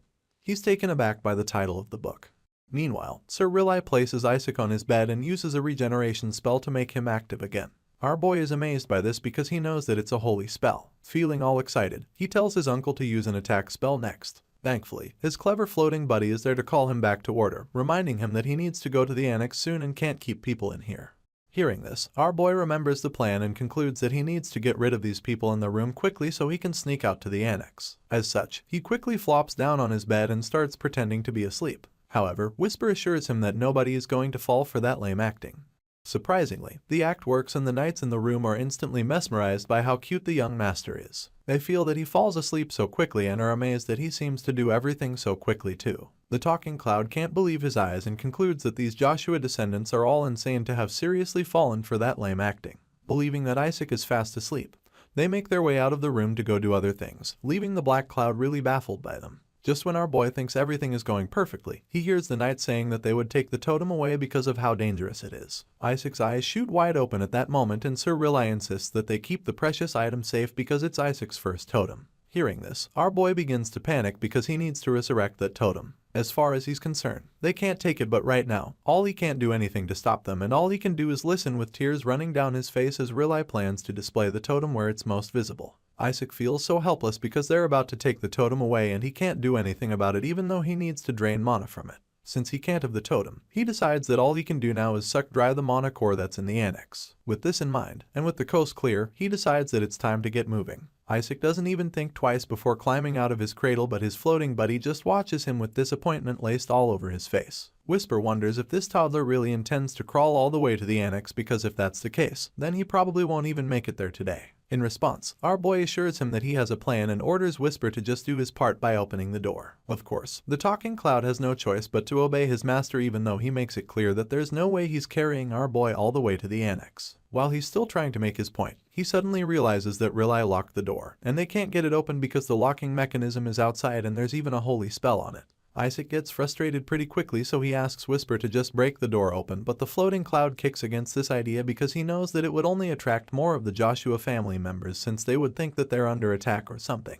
The situation is driving our boy crazy, especially since the talking cloud can't even carry him all the way to the annex. Besides that, he also knows that things could get even more complicated if he uses magic, so he just starts crashing out at the door, wondering how on earth he can escape from this room. All of a sudden, a young boy opens the door and enters the room, accidentally shoving our boy down in the process. This blue-eyed kid happens to be Gowl's son and the other saint candidate of House Joshua. His name is Shuri and he's 15 years old. Shuri is taken aback by the fact that Isaac made it to the door even though he's still a baby that can't even walk yet, and the toddler in question is equally baffled that the boy standing before him is supposed to be his rival. Isaac quickly spots the totem in Shuri's hand and immediately concludes that there's no way the brat could have made it because even he couldn't make one like that. Surprisingly, the 15-year-old rival starts using magic all of a sudden and Isaac is pretty amazed by this. It turns out that this little display is Shuri's own way of trying to intimidate the young master, claiming that he's the one who's going to be the saint. The blue-eyed brat is annoyed that Isaac would dare to want what belongs to him, and while he's blabbering about this, our boy comes up with a plan to escape. Without even thinking twice, he uses magic to hit Shuri in the face with one of his toys, and just as the boy starts tearing up, Isaac claims that he's found his ride. While the brat is trying to school him, our boy takes a closer look and realizes that the kid must be Gowl's son. Another reason why he doesn't even feel sorry for him is because he saw him gathering holy mana to attack him just now, and so he had to defend himself. In other words, Isaac feels that Shuri deserves the beating, so he follows up with many more hits with his toy. Our boy literally starts bullying the brat relentlessly, and Whisper just encourages him to continue. While Shuri is trying to cover his head and save himself, Isaac advises the insolent bastard to just accept that he's going to be his and avoid more beating. Just then, Shuri creates a small magic shield to protect himself, and Isaac just mocks him for thinking that he's special or something. Our boy is a little surprised to see this, and Shuri just starts to gloat, telling him that it's too soon for that because he is actually the only person his age that can use third-rank defensive holy magic. Shuri uses a holy attack magic called the Radiant Holiness and unleashes the blast on Isaac. Looking closely at it, our boy admits that it's quite impressive, but he's not in any way intimidated by this display because it's actually to his advantage. Seeing so much power being radiated from the kid, Isaac just thanks him for the meal because now he'll get to learn it all by himself. Our boy gets right to it, and as soon as he demonstrates it, Shuri starts looking like he's about to cry. The brat doesn't even understand how a defensive spell can be so big, but Isaac is just so glad that he got to learn it right now with ease. He also wonders how the brat learned it since Rilai didn't want to teach him. As the huge spell overwhelms Shuri, Isaac and his buddy Whisper casually enjoy the show. That's until the talking cloud has finally chimes in and suggests that it's not a good idea to kill someone from the Joshua household. Isaac is surprised to hear this because he really didn't have any plans to kill the brat. Besides, the attack didn't even land a single hit on Shuri, and all it did was scare him till he shat his pants. Our boy finally ceases the attacks, and the arrogant boy immediately gets up to insult Isaac again. He starts ranting about how he's better than the toddler, but he's suddenly interrupted when an ominous voice cuts him off. The voice asks why he would even dare to attack his master, and by the time Shuri turns around, he turns himself face to face with the terrifying Shadow Lick from earlier. The blue-eyed brat instantly falls to his knees as fear overcomes him, and the Shadow Lick concludes that he truly wishes to die. Our boy sees what's going on and just finds the whole thing amusing. So much so that he gets on the monster's shoulder and enjoys the view as the Shadow Lick scares the shit out of the boy. Seeing that Shuri is now scared out of his mind, he realizes that it's the perfect time to make his request once again. So, he orders the brat to carry him, and as you can imagine, the boy doesn't disobey this time around. The scene shifts and the story continues with Shuri's monologue. He introduces himself as a member of the Joshua family and claims that he will become the saint in the future. He is confident that he will escape the cursed Joshua household and become the next pope. This has been his dream for the longest time, but now he's facing a problem that puts his future in jeopardy. Apparently, the thing putting his future at risk is the damn toddler that he's carrying on his back. Shuri looks like he'd give anything to be anywhere else in the world, while our boy clearly seems to be enjoying the ride. As far as he is concerned, this boy is his human horse, so he points onward to the annex. Shuri is already pretty exhausted, but he can't stop or disobey, so he asks Isaac why exactly he's doing all of this. He tries to intimidate the toddler, but before he can say anything, the Shadow Lick cuts him off once again, ordering him to keep moving before he's torn to shreds. The creature calls Shuri a lowly human bug, and as it hovers above him, the fear in his heart instantly gives him the energy to keep moving, because right now, the most important thing is for him to focus on making it out alive of this situation. With tears running down his face, Shuri literally begs for anyone to come to his rescue. The scene shifts again and we see that they've finally made it to the annex. Once they're there, Isaac keeps directing his human horse, and after a while, the boy becomes too tired. This pisses Isaac off, so he asks the brat if he wants to die or something. In response, Shuri bluntly asks him where exactly he is going in the middle of the night. The blue-eyed boy takes a few more steps forward, and that's when he lifts his head to see that he's standing in front of the Joshua residence' second annex. Fear grips him when he realizes where they are because he has heard so many rumors about this haunted house. He's so confused and wonders why the crazy toddler dragged him here when several people have died here. It's such a notorious spot that the patriarch forbids anyone going in there. Just looking at the place, Isaac and Whisper sense some familiar energy that puts mischievous smiles on both their faces. The floating cloud suggests that there are probably several dozen here and claims that Isaac would even have to train himself to death for decades to acquire the amount of mana in this place. They can literally see the mana glowing from inside the haunted house, and so our boy can't wait to go in there and absorb all the energy. With this in mind, he orders the brat to get moving, but this time, Shuri resists. He can't believe that Isaac wants him to go inside the annex and refuses because he knows how dangerous it would be for him. He tries to make Isaac understand by informing that the adults said the place was prohibited, but once again, he's interrupted by the dominant voice of the Shadow Lick that tells him to shut the hell up and get moving.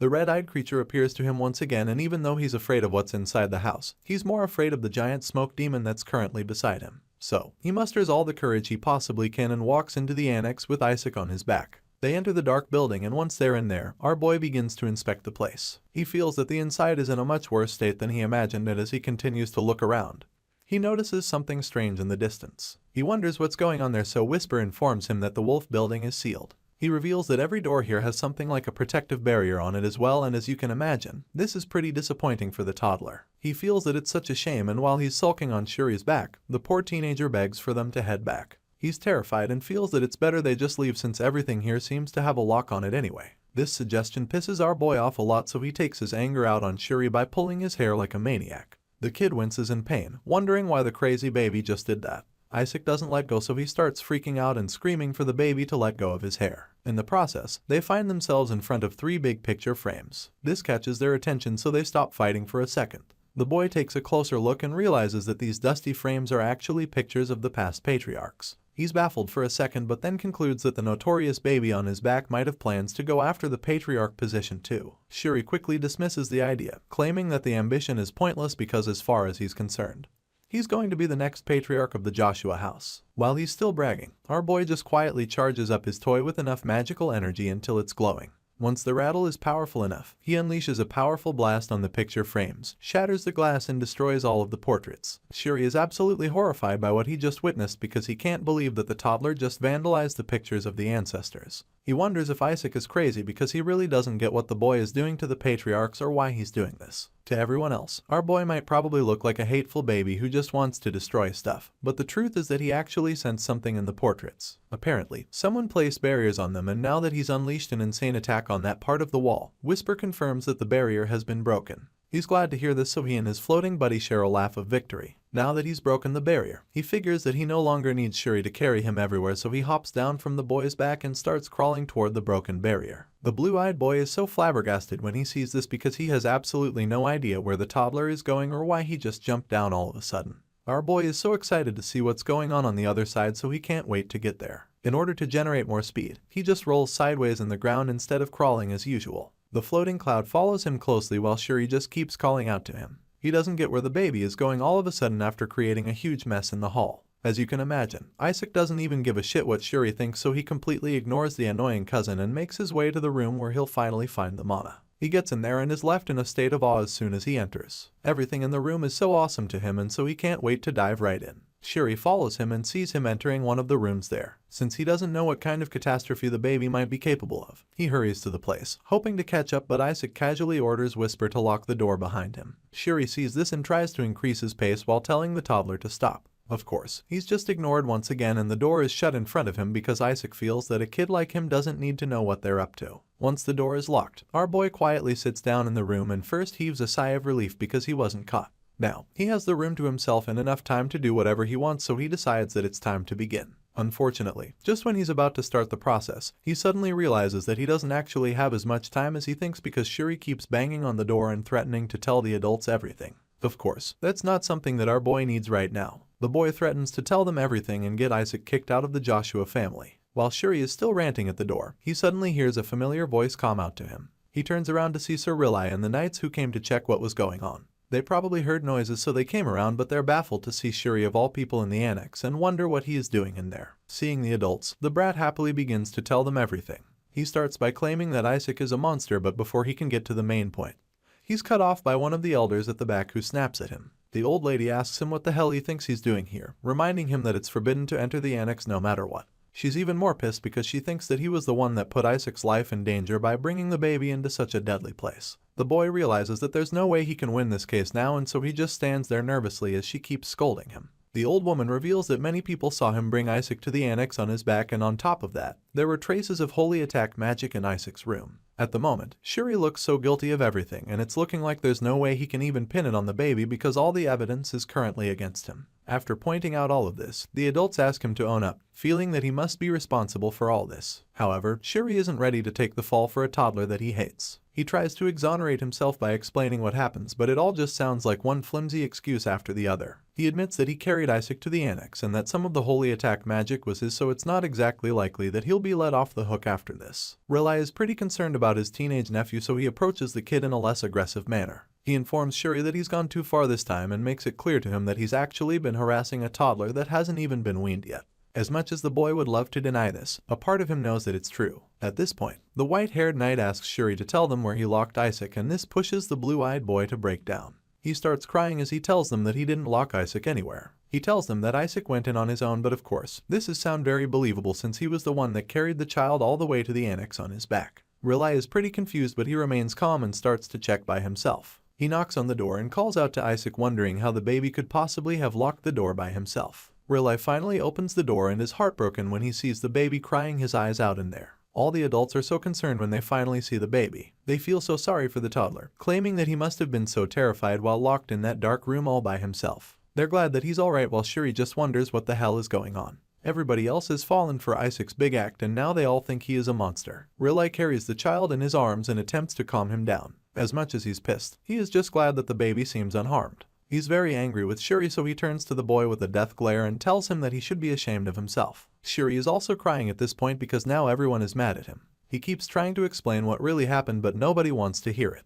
They've all made up their minds already, feeling that he wanted to hurt his little cousin. As Riley makes his way out of the annex, our boy looks back at Shuri with a mischievous smile on his face, thanking the boy for the ride because he would have been able to enjoy this nice meal of mana if it wasn't for him. Unfortunately, Shuri is the only one who sees the smug look on Isaac's face, so he just starts losing his shit. The old lady from earlier calls out to him, probably because it's time for him to go back home and receive his punishment. Meanwhile, Isaac notices that the poor boy's blood pressure just shot up all of a sudden and figures that it might be because it's so cold in here. Moving on from Shuri's bad luck, our boy recalls how there was more mana in there than he even expected. As a result, he's obtained at least as much mana as he would have gotten with 100 years of training with one go. He's glad about this progress and feels that with this much mana, he'll finally be able to use that plan he came up with before. While our boy is busy plotting, the soft-hearted knight just keeps thinking about how terrified he must have been inside that dark room all alone.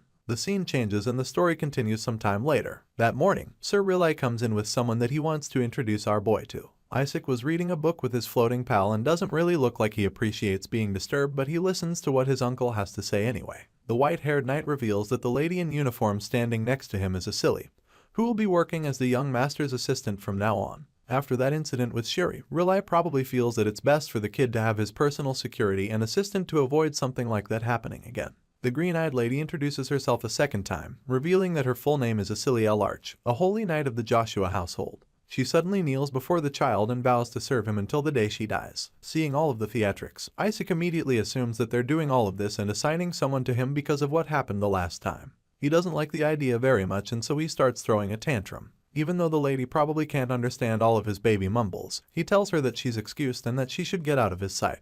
But then again, the looks of horror on the knights' faces suggest that they might actually understand what he just said. Asili feels that Isaac is way too cute, and even though he's currently in a very bad mood, she politely begs him to let her pinch his cheeks even just once. The lady is literally twitching like she's struggling to hold herself back, and so our boy is just overwhelmed by the number of lunatics there are in this household.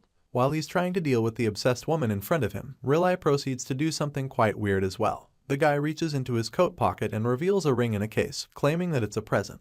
Isaac is quite disappointed when he sees the plain ring and wonders if his uncle found it in the dumpster or something. At this point, even Whisper is disappointed and he starts to think that the rumors are true. Initially, he thought he had heard wrong, but now, it's starting to look like the Joshua household might truly be in a financial crisis because he doesn't get how the knight can call this a worthy present for the young master's first birthday. Our boy keeps staring at the ring with disgust, and then all of a sudden, Asili takes a closer look and realizes that it is actually the Saintess heirloom. All of a sudden, the ring doesn't look so cheap and worthless anymore. Isaac is taken aback when he hears this, and his uncle casually reveals that he acquired it from the council just for him, so our boy does a little inspection to confirm if it's real. Sure enough, it turns out to be the real thing, and this leaves our boy in a state of awe. He recognizes the object because it is the same ring that the Saintesses used when they battled against him. It's the Elder Ring, a small ring which contains a small miracle of God. It suddenly starts glowing with fiery energy, and our boy admits that the holy power stored within it is incredible. As impressive as the gift is, he feels that it seems he could use it only once or twice before it breaks, but thankfully, He has a way to fix it. While he's celebrating this new present he just got, he looks to the distance and sees Gowl shooting death glares at him. The fifth son has been taking LS since Isaac came around, and now that the toddler has been given the Saintess heirloom instead of his son Shuri, he's absolutely furious. Our boy sees the expression on Gowl's face, and so he confirms that this must be the real thing.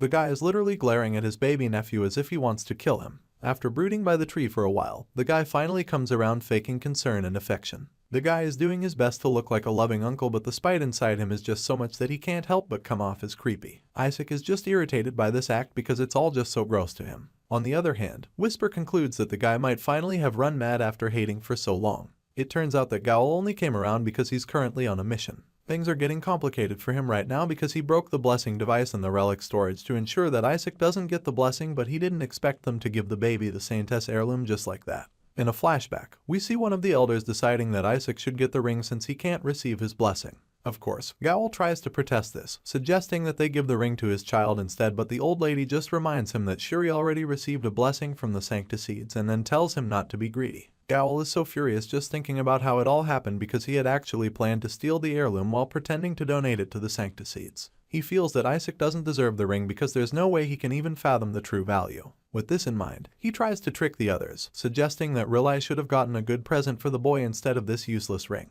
The knight is surprised to hear his brother speak of the Saintess heirloom in such a manner, but Gowl just keeps up the act, claiming that he could never give such a useless present to his precious nephew. After stating this, he reveals a more fancy ring with a diamond on it, claiming that it's imbued with many blessings directly from the Sancticides. He tries to make it look like the gold ring is more precious than the Saintess heirloom, and even Riley seems to be a little intimidated by this. Isaac seems to be attracted to the gold ring, and so he tries to take the heirloom from Isaac, but the clever baby swiftly slaps him in the face and tells him to get lost. Our boy feels that the gold ring reeks of the foul stench of the Pope, so he throws it in the water, telling him to get lost with the ring.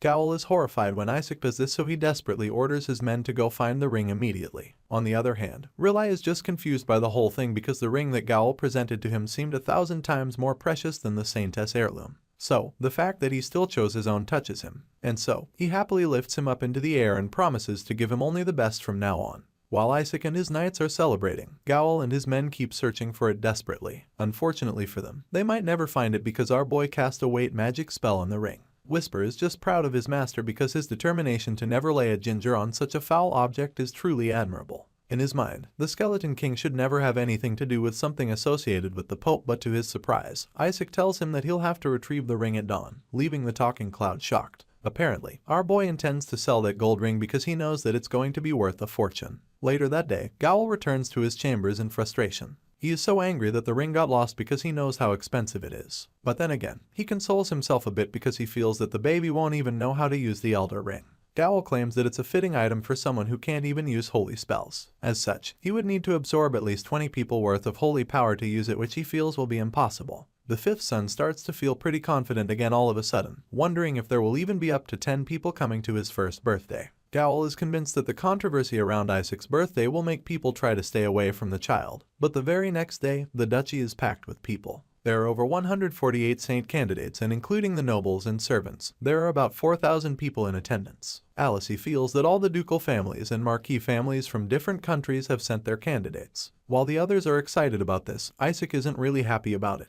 He wonders why there are so many candidates and figures that the gods might have gotten lazy and just sprinkled candidates everywhere. Of course, Whisper agrees with this theory since he's not also a fan of the gods. Riley is surprised that this many people showed up because he thought that many of them would decline the invitation, thinking it was a trap. Just then, someone barges into the room, assuring the knight that nobody thought it was a trap. This guy is Count Simon Age, the head of one of the 3 merchant unions in the Empire, and he also happens to be Riley's best friend. The knight is shocked to see his old friend here, but Simon explains that he couldn't pass up the opportunity to attend after hearing so many rumors. He explains that everyone figured out it wouldn't be a trap and decided to attend, especially since the weakling boy of the Joshua house will be there too. After hearing what the Joshua family had put on the line, Simon claims that he just had to attend. It's such a big deal that even the Pope's family will be in attendance. Hearing this, our boy becomes quite curious because he has no idea what the family had put on the line. Meanwhile, Riley refuses to believe that the Pope's family will come, to which Simon casually agrees with him, stating that they probably won't come since they detest this region so much for having so many commoners. Riley tells Simon to lower his voice, but he refuses, revealing that his son, Armin, is also a candidate, and since the event is hosted by the Joshua family, then the Pope's family has no reason to get involved.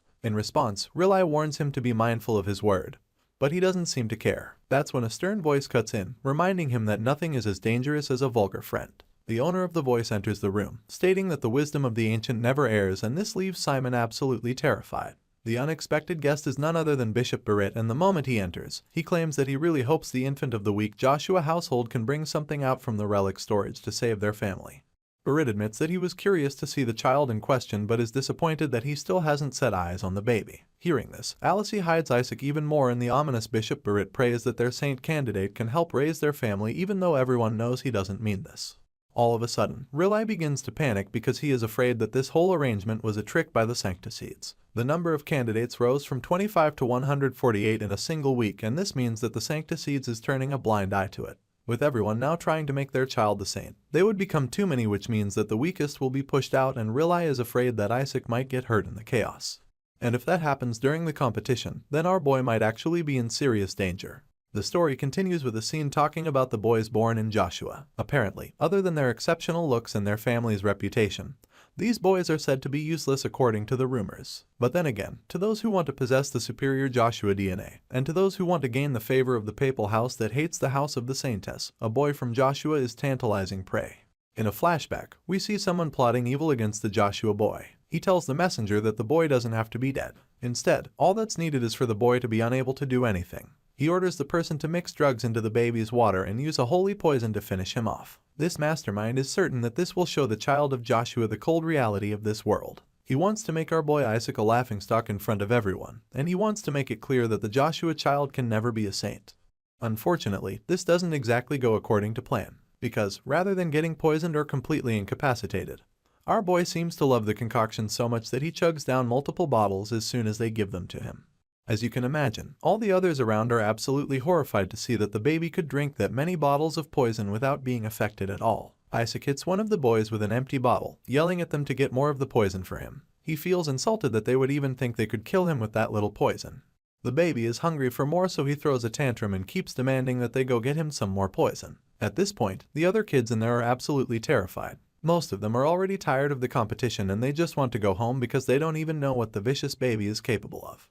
It's baffling to them how Isaac is still alright because they thought he would be sick with diarrhea after drinking that many bottles already. Since the kid looks completely fine, they begin to think that they might have actually used the wrong bottles. One of the other kids starts to feel sick all of a sudden, and since it's clear that their plan didn't work, he suggests that they just head back. While that's happening, Isaac's older cousin enters the scene and starts scolding the baby. He doesn't like the fact that the boy would be consuming drugged drinks because it could sully the Joshua name, especially since Isaac is supposed to be the saint. He quickly snatches the bottle from Isaac, asking if he's possessed, but our boy just looks at him with disgust laced all over his face. The older boy tries to give him another bottle that doesn't have any poison in it, but Isaac just throws it back at his face, knocking him down to the floor. After taking out the boy, Isaac keeps begging for the bottles with poison in them, and that's when another kid reveals that his drink has holy poison in it. Hearing this, one of the girls there is absolutely horrified because she's afraid that Isaac could even die if he consumes that. They feel that it's way too dangerous for the baby, but as soon as our boy realizes that it's holy poison, he literally leaps into the air to take the bottle for himself. A chaotic struggle ensues as our boy desperately tries to get the holy poison, and while that's happening, the other kids in the room conclude that the baby must have a strong immunity to poison. One of them reveals that she heard that one can reach a state where they naturally filter out poisons if they train that holy power enough. As such, they conclude that Isaac must have reached this level already, but then again, they can't understand why he's desperately looking for poison bottles. To them, the baby might be testing the poison because he thinks it's dangerous to the others, but while they're trying to come up with a theory, Isaac's cousin just looks at them feeling that they have no idea what they're talking about. Just then, an unexpected candidate enters the scene, leaving almost everyone else quite shocked. The white-haired boy in a robe comes around and asks if Isaac is sacrificing himself. Shuri is shocked by his presence because he had no idea that Kina Barrett would be participating. After all, the Papal House doesn't usually compete in such contests. Kina Barrett is the direct grandson of the Papal House, and so it's no surprise when all the other kids there are absolutely overwhelmed by his presence. They're so confused because they have no idea why someone from the Papal House would come into the Saintess's treasury. Even though they're pretty confused by everything going on, they're certain about one thing, which is the fact that Kina is definitely going to win the contest. While they're coming to that conclusion, we catch up with our boy who's currently enjoying the bottle of holy poison that he finally acquired after knocking out the kid that was holding it earlier. Judging by the look on Isaac's face, you can tell that he's completely unfazed by Kina's presence. He's not intimidated by anyone from House Berit, and so he doesn't really care that this is the child that was chosen internally to be the saint. Kina's appearance is quite suspicious to our boy because he knows that the Berit family can't even produce a pure hair color like that. As such, he presumes that they must have dyed Kina's hair to make him have pure white hair like all the past saints. Our boy has lived for a really long time, and since he was once the Skeleton King, he has an idea what all the past popes look like. No matter how far back he thinks, all the popes he remembers had dirty brown hair and nothing like the shiny silver hair on Kina's head. Speaking of Kina, the arrogant young boy smiles smugly in response to all the murmurs and questioning looks all around him. He claims that it's not odd that the papal house is in the Saintess treasury even though nobody else thinks that's true. Kina goes on to remind everyone that the Pope is the head of all clergymen and insists that the Saintess's treasury is the property of the papal house since that's the case. As you can imagine, such a bold statement leaves all the others pretty shocked, especially Shuri, who is most likely going to take it really personally. Anyway, Kina doesn't give a shit what anyone else thinks, so after explaining to the other children, he reveals that he has come to the treasury to take the things that rightfully belong to him. The brat makes this clear to the others and assures them that there is nothing odd about that. Hearing how arrogant Kina is, Isaac easily confirms that the boy is definitely part of the papal house. At the same time, our boy also confirms that this white-haired brat is a monster. Just considering Kina's holy power, he has already surpassed the bishops, and so Isaac figures that this is probably the reason why they made the kid to be the saint candidate 0. Our boy is a little pissed at the papal house for even showing up because it's clear that they're just trying to make the hosts look bad. While our boy is still trying to read the white-haired boy, the child in question mocks all the other contestants for being substandard. He wonders what they stand to gain from terrorizing the young boy, and they're all dumbfounded because they feel so ashamed of themselves. After scolding them, Kina walks up to our boy, insisting that there's absolutely no way that a baby can control his poison immunity. As far as the brat is concerned, it must be the power of the Saintess that is protecting him. Hearing this, our boy is just amused by the opinion because he can now confidently conclude that stupidity runs in the Berit family. Just then, Kina stretches out his hands with magical energy in his palms and leans over to our boy, telling him that he's going to heal him. The white-haired brat lays hands on Isaac, who is just taken aback by the whole thing because he didn't think that the boy would be able to cure poisons already. Looking at the quantity of the guy's holy power, Isaac figures that it must be at least rank 5 already. Our boy also doesn't look too pleased that Kina wants to use him to show off his powers. He admits that it's pretty clever, but then again, he's not going to sit here and let this poser outshine him in the contest. With this in mind, he lands a mean blow on Kina's face, which knocks the wind out of the brat as well as the holy power he was just flexing with. The other kids notice that Kina's powers suddenly disappeared, and the brat is equally horrified by this. He realizes that his holy power was just disrupted by that baby and is mortified because he can't believe that the blonde baby babbling in front of him is even more powerful than he is. Kina is consumed by the shock, but this feeling quickly turns to rage as he prepares to teach that Joshua boy a lesson for making a fool of him. Isaac notices the brat glaring at him, and he finds it annoying that Kina thinks he has the right to even look at him that way. Feeling insulted, our boy threatens to smack Kina in the head with a bottle, but just when he's about to jump the Pope's grandson, Shuri comes out of nowhere to stop him. The other kids figure that he is protecting Isaac because they're family, and they start suggesting that the Joshua boy wouldn't be able to stand up to the papal house. They keep sputtering this trash while Shuri struggles to keep his baby cousin from going berserk. He feels sorry for the others because they have no idea how powerful Isaac is, and he also knows that they would all have taken a bottle to the head by now if it wasn't for him. Seeing that Isaac's threat has been culled, Kina just laughs off the whole thing, claiming that the child was just surprised by his power since he's still just a baby after all. At this point, Kina bids the Joshua kids goodbye, and as he walks away, he advises them to get whatever little toys they can from the treasury to save some face for their family. The brat taunts them so hard, but Shuri refuses to let go of Isaac because the baby would literally rip the Pope's grandson to pieces if he had the chance right now. Before leaving the scene, Kina turns to them and informs them that the greatest treasure in there belongs to him already, stating that Joshua will never even get close to acquiring the body of the Skeleton King. Once the brat is gone, Shuri can't help but think about how annoying he is. He wonders why Kina came here to start talking shit about them, and while he's still pondering on this, Isaac suddenly attacks him, demanding to know what Kina meant when he said they would never get the Skeleton King's body. Our boy drags Shuri to the floor as he interrogates him, desperate to find out what's up with the Skeleton King's body. At this point, the terrified boy reveals that the matriarch said that there's a special technique prize for anyone who manages to retrieve the body of the Skeleton King from the treasury. As soon as Isaac hears this, he immediately imagines his corpse being presented to the winner of the contest as a prize, and this makes him really furious because he wonders what kind of games Melissa is playing with his body. The story continues as the children remain stuck in the treasury. At this point, our boy Isaac is already all out of poison juice, so he just sits and gets lost in thought while Shuri stays next to him. He thinks about how he spent hundreds of years cultivating mana into his old body. Reaching rank 10 would be child's play for him if you could just get his hands on it, but there's one big problem right now. Even though he manages to acquire the corpse, he doesn't know how he can possibly sneak it out when all of the other kids around are also aiming for it.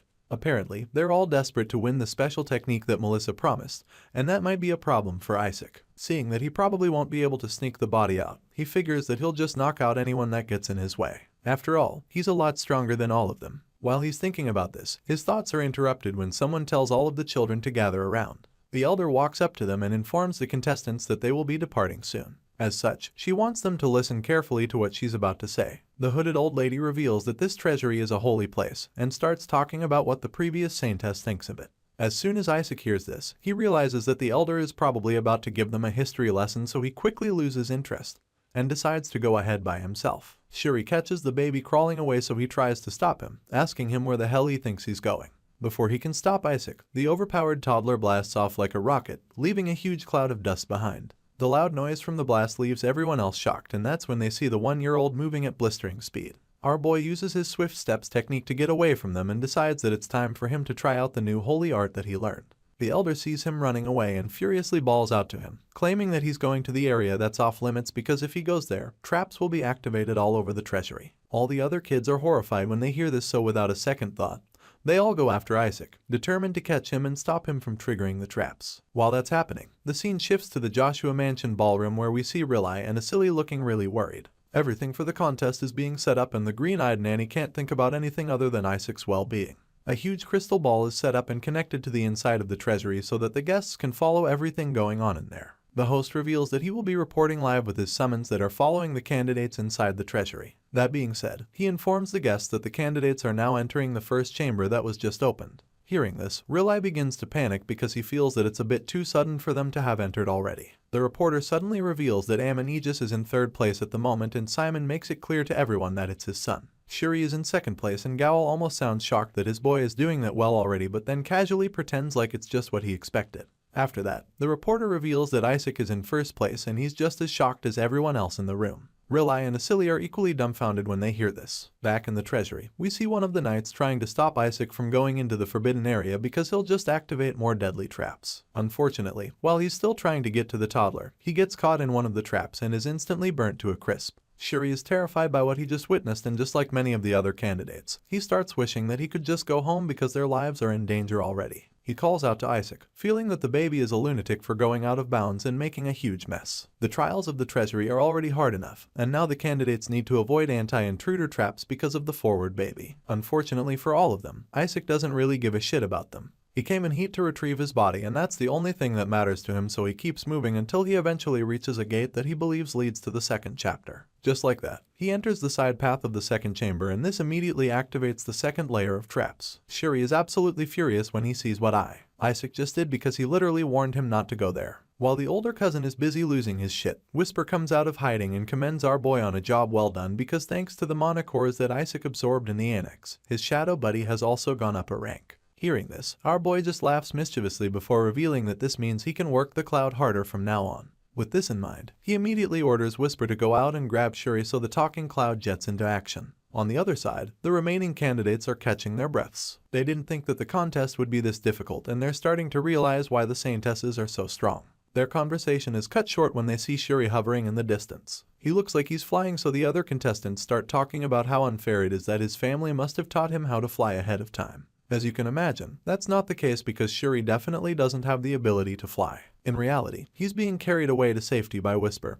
but none of the other children can see the black cloud. Of course, Shuri knows that he's not actually flying by himself, so he pleads with the creature to put him down. Hearing this, Whisper grants him his wish, but not in a very subtle manner. He drops the kid like a big bag of sand and informs Isaac. At this point, Shuri is really pissed, so he yells at the toddler, telling him to stop messing around. Sure, he made it past the first chamber with ease, but Shuri makes it clear to him that he could actually die if he's not careful starting from this second chamber. Apparently, this part of the treasury was designed to teach the saintesses how to overcome fear and choose the right path, but while he's still trying to advise the baby, He gets burned by one of said traps. Seeing this, Isaac makes it clear that he doesn't need a lecture or blabbering and simply asks Shuri to tell him what happens in the second chamber. At this point, the injured boy just warns the toddler not to attack the enemies in the second chamber under any circumstance. As you can imagine, this just sounds like nonsense to our boy because they're literally enemies, and that's exactly why he should attack them. In response, Shuri states once again that the only way to pass the second chamber is by waiting 3 minutes for the enemies to disappear after they appear. He begs our boy not to attack no matter what comes out and desperately hopes that Isaac understands him because they're screwed otherwise. At this point, our hero realizes that the second chamber is a test of patience. To him, it's such a cliche, and it also sounds like it would be a cakewalk for him.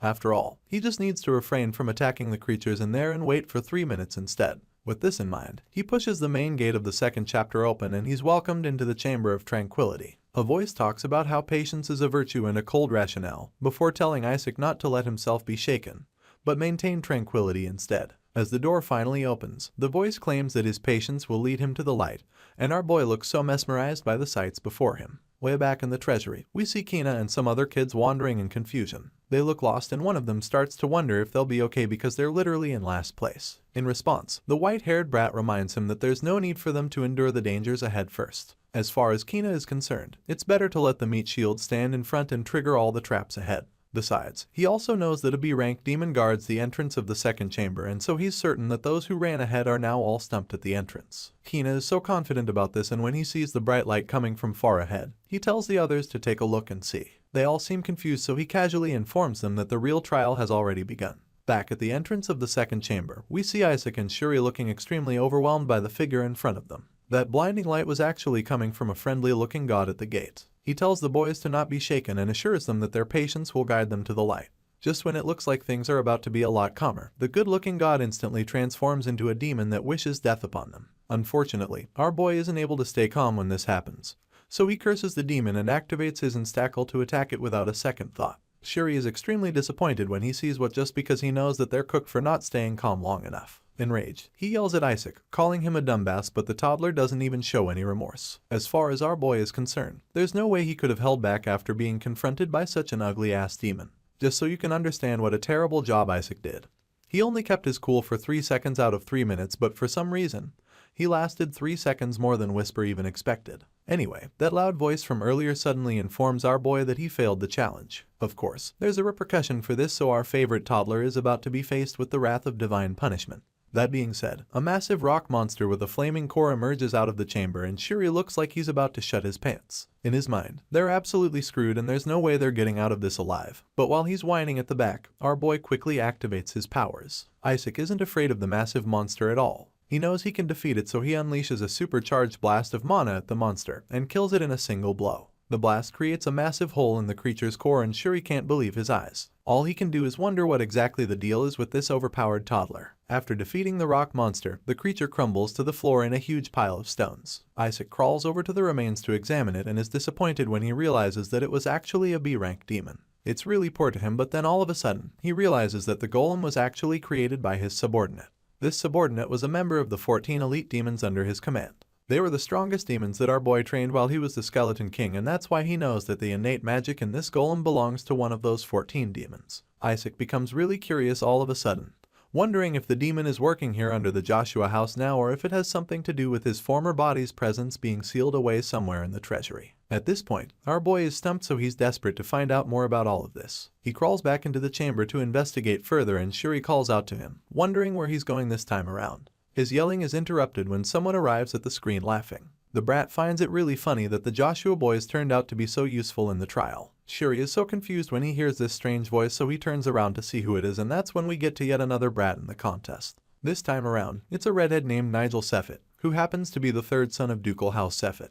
Nigel is the red faith of the 5 great faiths, but he's also an arrogant prick. He thanks the Joshua boys for helping them deal with the gatekeeper to the second chamber and then tells them to get out of the way so that he can be the first to enter. These guys clearly don't like the Joshua boys, and one reason is probably because they suffered so much as a result of Isaac's recklessness. Some of them even think that the Joshua boys intentionally triggered the traps to quickly eliminate them. Shuri is taken aback by all the accusations while our boy is just surprised that there are still so many survivors after he activated so many traps. Nigel keeps lashing out at the boys, claiming that he never expected the Joshua house to be so cowardly and specifically accuses Shuri of plotting the whole thing.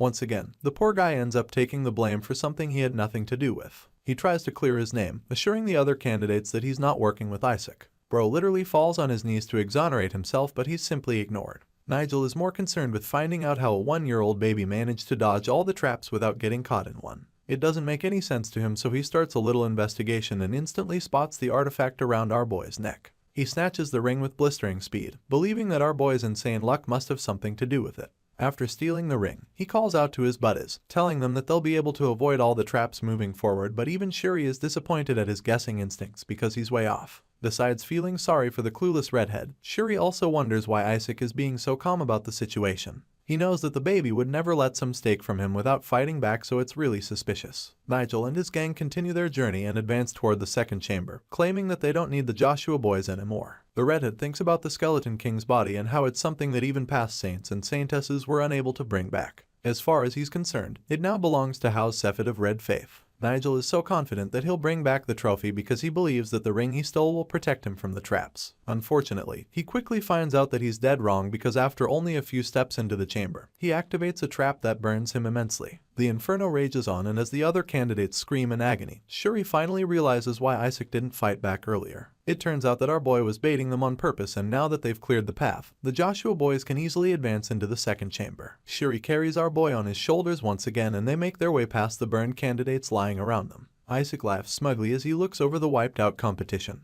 thinking about how all the mines and similar traps in the second chamber were set off by Nigel's carelessness. This time around, he's the one who thanks the redhead for his sacrifice. As much as he took out a good portion of the competition with this sly move, he notices that there are some other kids still following him closely. Those guys have been waiting for him to clear the path for them each time, and they seem to be really fans. They feel that he has divine energy, which isn't a surprise at all since he's from the Saintess's family after all. To them, Nigel was dumb to think the ring would save him. As far as they're concerned, there's no way someone from Joshua would be so cowardly. These guys are practically fangirling at this point, but Isaac isn't even slightly flattered by their words. Whisper suggests that they've learned of his master's magnificence, but our boy makes it clear that he doesn't need their reverence. While all of that is happening, Shuri just wishes he could tell those guys at the back to run for their lives because the little monster on his shoulders is even more terrifying than any demon. The ass-kissers keep showering Isaac with praise, claiming that he's definitely the saint if there's really one among them. At this point, our boy is starting to get irritated by all of this, but he keeps his cool, and that's when one of them introduces himself. This cute little guy is Paris Julius, the second prince of the Julius kingdom, and he claims that it's a pleasure to meet the youngest son of Joshua. Hearing this, Isaac's eyes widen with realization. He knows that the Julius kingdom is the one at the east of Hela and remembers hearing that their prince received a divine blessing. With this in mind, he starts to think that Paris might actually be useful after all. A while later, they arrive at the next important location, so our boy pulls on Shuri's hair to make him stop. They've finally reached the gate to the third chamber, and once again, another loud voice welcomes the candidates. The voice reveals that this third chapter is the Chamber of Rumination. Just then, several stone angels appear before them as the voice encourages them to demonstrate their courage and resolve. Hearing this, the Eskissers at the back start to celebrate because they realize that they were right to follow Isaac instead of Nigel, and for some reason, they also believe that this means the Skeleton King's body is theirs. The hooded angel at the entrance goes on to tell them what their mission is. He assures them that the test here is simple, but then goes on to reveal that they have to defeat the angels, including him. At the moment, our boy still looks pretty overwhelmed, like he's in awe or something. Unlike him, the other candidates are already pumped up, feeling excited to face off against the stone angels to claim their honor. After staring at the gatekeeper for a while, a mischievous grin creeps up on Isaac's face because he suddenly realizes something that is going to be very useful. With this in mind, he concludes that this chamber is going to be a lot of fun and then informs Shuri that the gatekeepers are lying. This makes sense to Shuri for some reason because he's already created a pattern in his mind. The first chamber was the Chamber of Selection, where Isaac ran recklessly. The second one was the Chamber of Tranquility, where Isaac couldn't hold back at all. This third chamber is the Chamber of Rumination, but that word is just the hint that Shuri needs. He needs to remember what happened in the first and second chambers, and since Isaac did the exact opposite to scale through, Shuri concludes that they must not attack the gatekeepers. All of a sudden, our boy orders the other candidates to go over to the side, and they do so without hesitation. Shuri is confused when he sees this because he does understand why the toddler is helping them. But then again, he figures that the child has Joshua blood, and so that means he can still show acts of kindness despite literally being the devil. Even though it's quite faint, Shuri understands that the boy must have inherited the virtue of the saintesses somehow. With this in mind, he starts to think that he might have misjudged the baby all this time. Shuri starts to see the crazy toddler in a different light, feeling that he's probably just like the saintess, and that he'll show the others the correct path. Unfortunately, he's about to take all of this back really soon because our boy is about to do something really crazy. In the blink of an eye, Isaac hurls a huge blast of fire magic at the gatekeeper's face, which leaves Shuri absolutely dumbfounded. The Stone Angel is furious. He claims that they have failed, and so he retaliates with a massive explosion, but for some reason, he takes out his anger on the other candidates that our boy sent to the sidelines. He clearly set them up so that they could take the fall, and when Shuri sees everything that just happened, he concludes that the toddler on his shoulders is just a crazy bastard. Shuri is pretty horrified, but our boy finds the scene amusing and claims that it's quite a familiar sight.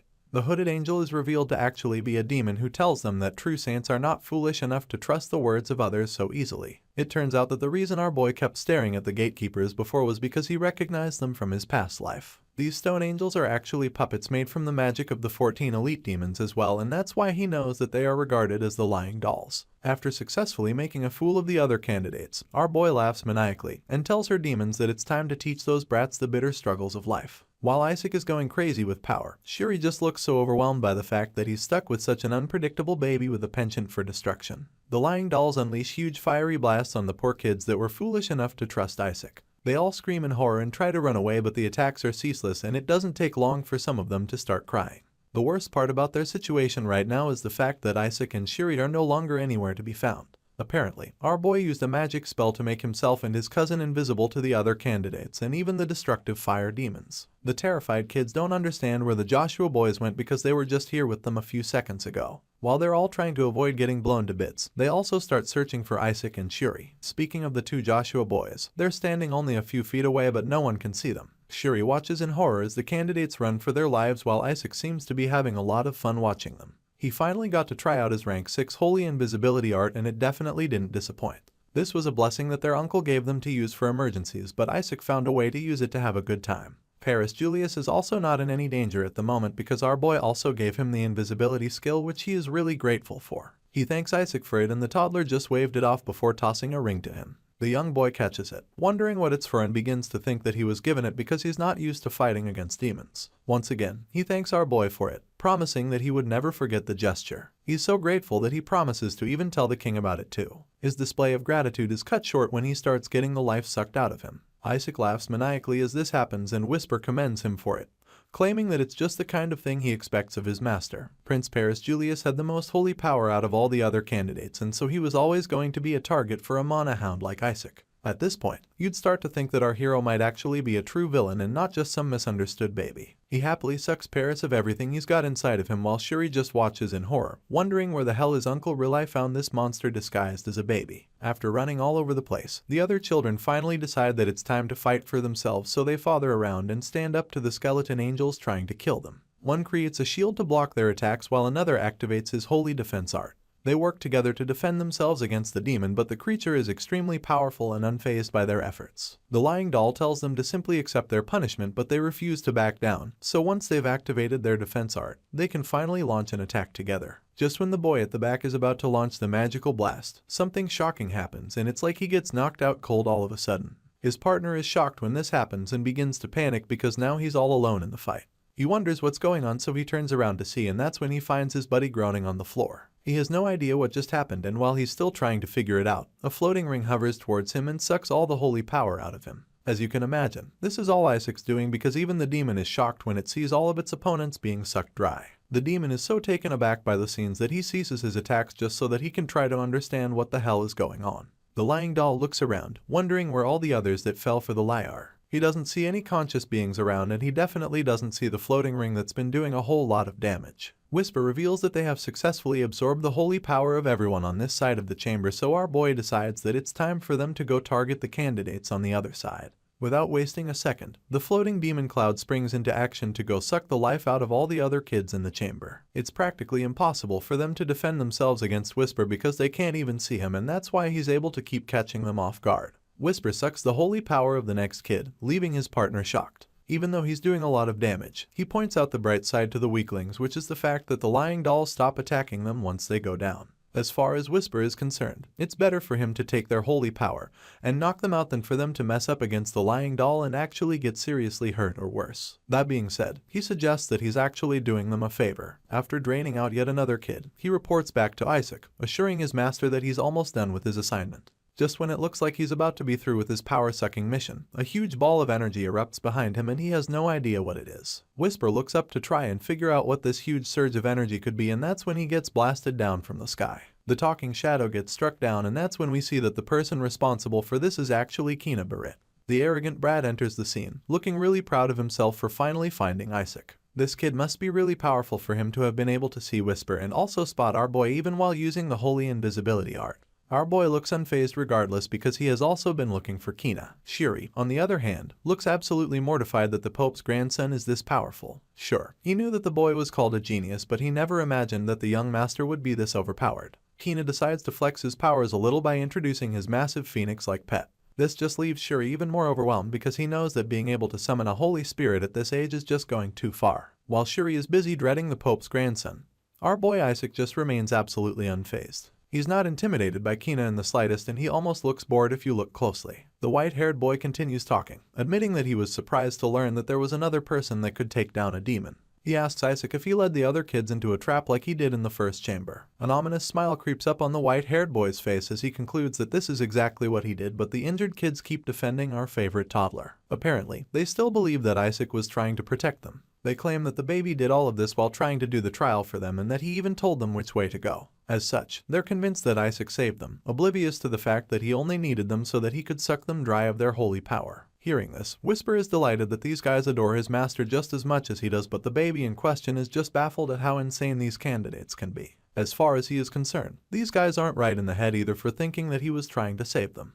At the same time, the talking cloud starts to realize that this is probably what they call Stockholm Syndrome. Just like Isaac, Kina can't believe that these kids think that the toddler was trying to save them. He scolds them for being so short-sighted and tells them that they should be embarrassed to even call themselves saint candidates. In his mind, anyone who would need to be saved by Isaac is not even worthy to be in the contest. Kina calls our boy a little runt and his new fans just keep defending him. They snap at the Pope's grandson, reminding him that he was behind all of them the whole time and that he has no right to say anything mean about Isaac, who has been spearheading the entire journey through the treasury. They keep attacking Kina, reminding him that he didn't do anything all this time and just let them go ahead to trigger all the traps. With that being said, they make it clear to him that Isaac is even more of a saint than him, because he just came all this way without actually doing anything throughout the contest. They continue to discredit Kina, claiming that they'll even tell all the adults about his cowardice when they get out of the treasury. They're ready to tell everyone that Kina didn't do anything and that Isaac saved all of them, because they want everyone to know that it's better to follow House Joshua rather than the selfish papal house. These guys are defending our boy with all the energy they have left, and Shuri just can't help but feel sorry for them.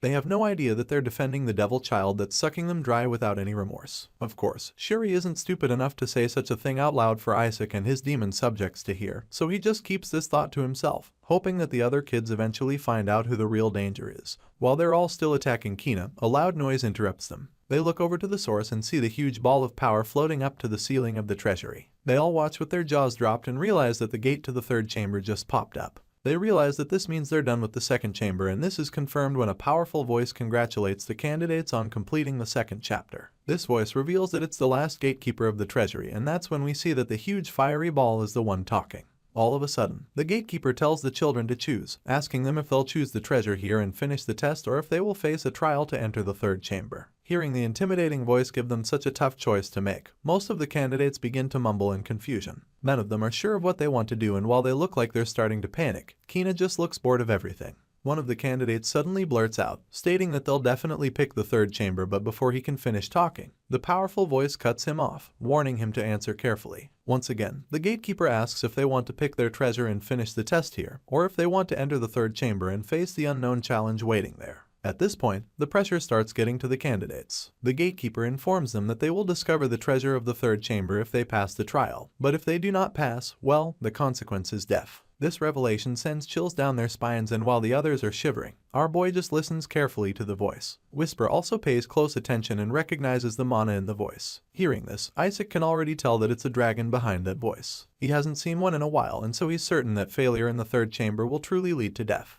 The other kids don't have any idea what kind of horror awaits them in the third chamber, so they decide to go in for the last trial, feeling that they can face anything to become a saint. They all decide to go in, so the gatekeeper reminds them that they're risking death by facing this trial. They insist on going in, so the voice finally opens the gate, revealing the next challenge, which leaves everyone except our boy mortified.